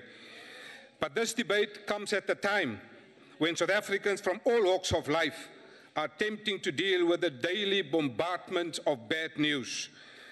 But as depressing as it may seem, I'm of the view that this crisis presents a unique opportunity, because in politics we often say, don't waste a good crisis. But honourable members and Chairperson, I view this as an important debate to honour the past, to learn from the past, but to live into the future. And that future is inclusive growth, that future is sustainable growth, that future is smart growth. And in this context, honourable members, this province of the Western Cape has been consistently investing in infrastructure, education, skills development, health and social welfare, and these has become the agents of economic growth and the conditions for favourable economic development. Our inclusive growth links to the urban to the rural economies. And so in this particular regard, honourable members, we have the biggest soft fruit industry in the southern hemisphere here in this province. When you have the biggest soft fruit industry in the southern hemisphere, you must link the rural economy with the urban economy. And that's why through our spatial governance framework, honourable members, we have looked at that infrastructure requirements, because the biggest soft fruit industry needs to be exported to the urban market through Cape Town. And in that regard, we have invested the best road infrastructure to support the rural economy, to transport the good of the products into the harbour of the Western Cape. That's what we have done, the best infrastructure to support inclusive growth. Honourable Mayor, sorry. Honourable members, Honourable Nzimande, honourable members, we can't be drowning him. We are protected. Continue, Honourable Mayor. Thank you, Honourable Chair.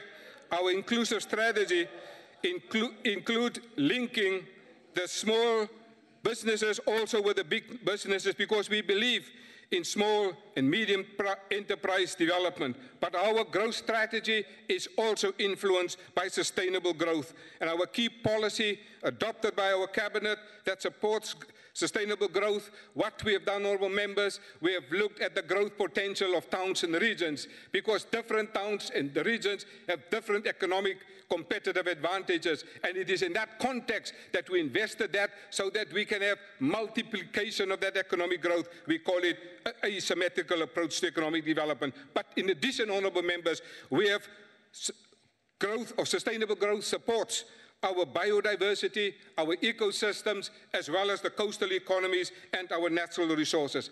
But this is the more living into the future of this growth that speaks to smart growth. This involves the performance of quality education outcomes, strengthening of research and promotion of e-learning and the knowledge transfer in the digital economy. We are now living in the 21st century knowledge economy, and we have to make provision for infrastructure in the ICT and in the broadband. For the next 3 years, I budgeted 1.6 billion rand to support the smart growth digital economy.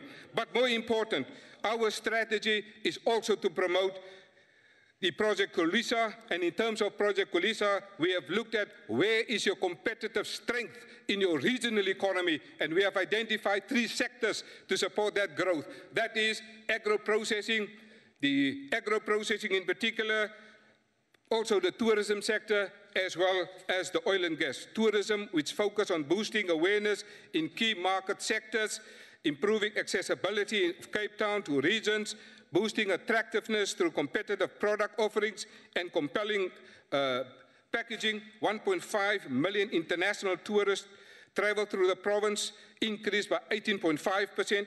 The increase of foreign arrivals resulted in foreign spend to increase to 21.6% to 18.1 billion rand in 2016. Approximately 26,680 jobs were added to the tourism economy of the Western Cape. In terms of agro-processing, Honourable Chair, this is a big economy. We have identified the halal global food market, specifically also targeting the Southern Hemisphere. The biggest Muslim population is in Indonesia, 200 million people. We are targeting that particular economy. The global halal food park is making progress here in the Western Cape. The economy is growing. We're also doubling our value of wine and brandy exports to China, Angola, and increasing our local capacity to produce agricultural goods for the domestic and international markets. In 2015, honourable members, the agro-processing sector contributed 21 billion rand to the regional economy here in the Western Cape and increased 444 million rand from 2013.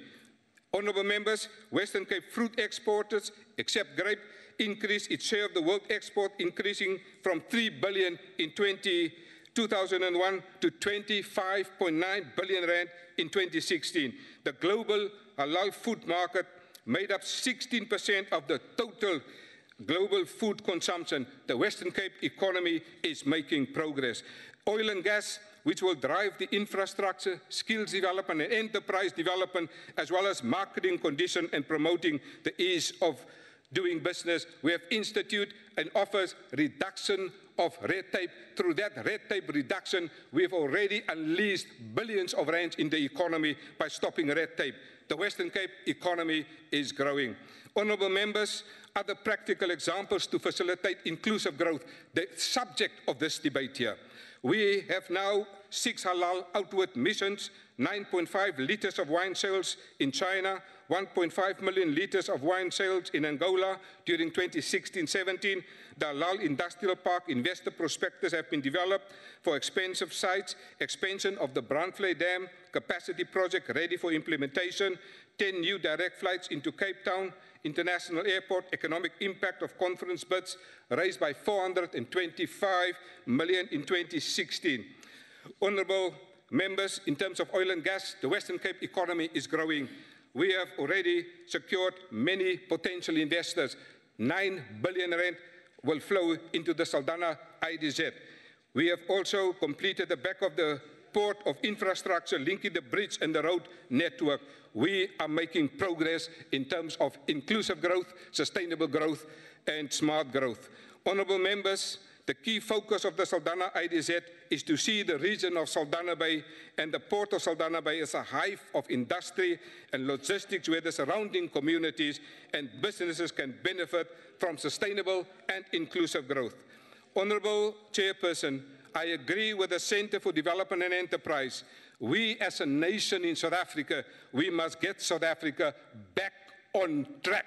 No use to sugarcoat these realities. We must get South Africa back on track. But how can we do that, honourable members? 7 of the 10 fastest growing economies in the world, they are now on the African continent. 7 of the 10 fastest growing economies. We must reintegrate the South African economy into the regional economy of South Africa. We can generate 1% GDP growth by just reintegrating the South African economy into the regional economy of South Africa, and even just simply by focusing on Southern Africa. But how do we get South Africa on track? Here are some ideas for this House. We must drive institutional reform through good governance and of state-owned enterprises. We must not make any further investments in nuclear. This is madness. We must facilitate IPP, independent power producers, and invest more in renewable energy. We must reduce the government wage bill as it is killing the economy in South Africa. We must increase our productivity.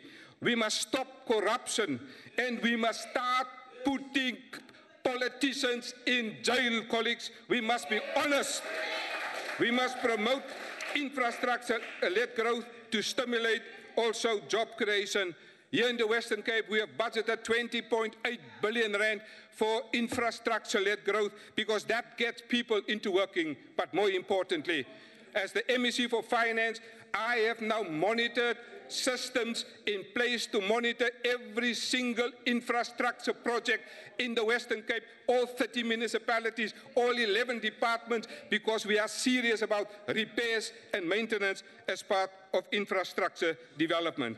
But honorable members, we have to be very honest in our assessment. Honorable MEC, I'm afraid your time has expired. Thank you, honorable members.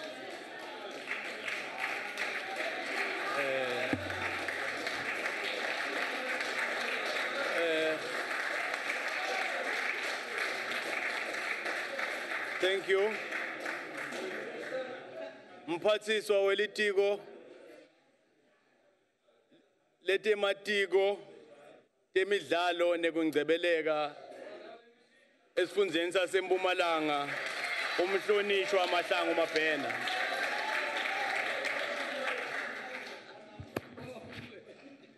Thank you, Chairperson.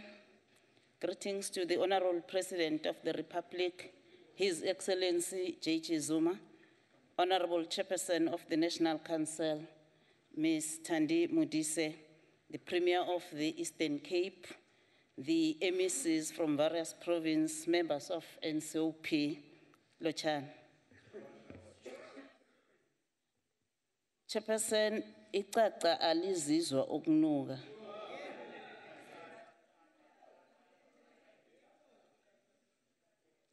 Indlu yegagu vele ihlala inetha. Bayakhuluma la mara bakhohlwa iKhayelisha. Anginongena kakhulu kuKhayelisha ngoba abantu basekingeni lapha eKhayelisha. Honorable Chairperson, we are humbled by the invitation to be here in this August and debate about the legacy of the noble visionary leader of the caliber of Oliver Reginald Tambo, who had he been alive this year, he would have celebrated his centenary.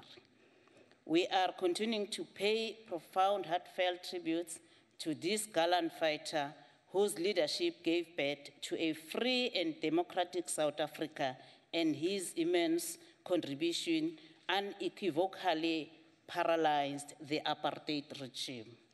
It therefore becomes imperative for all of us South Africans to continue telling the story of OR Tambo so that people and future generations could indeed know that there was once a progressive leader from the village of Nkantolo in the Eastern Cape who never surrendered the quest to liberate our country, and he sacrificed a lot so that our people could be free from the skunk of apartheid.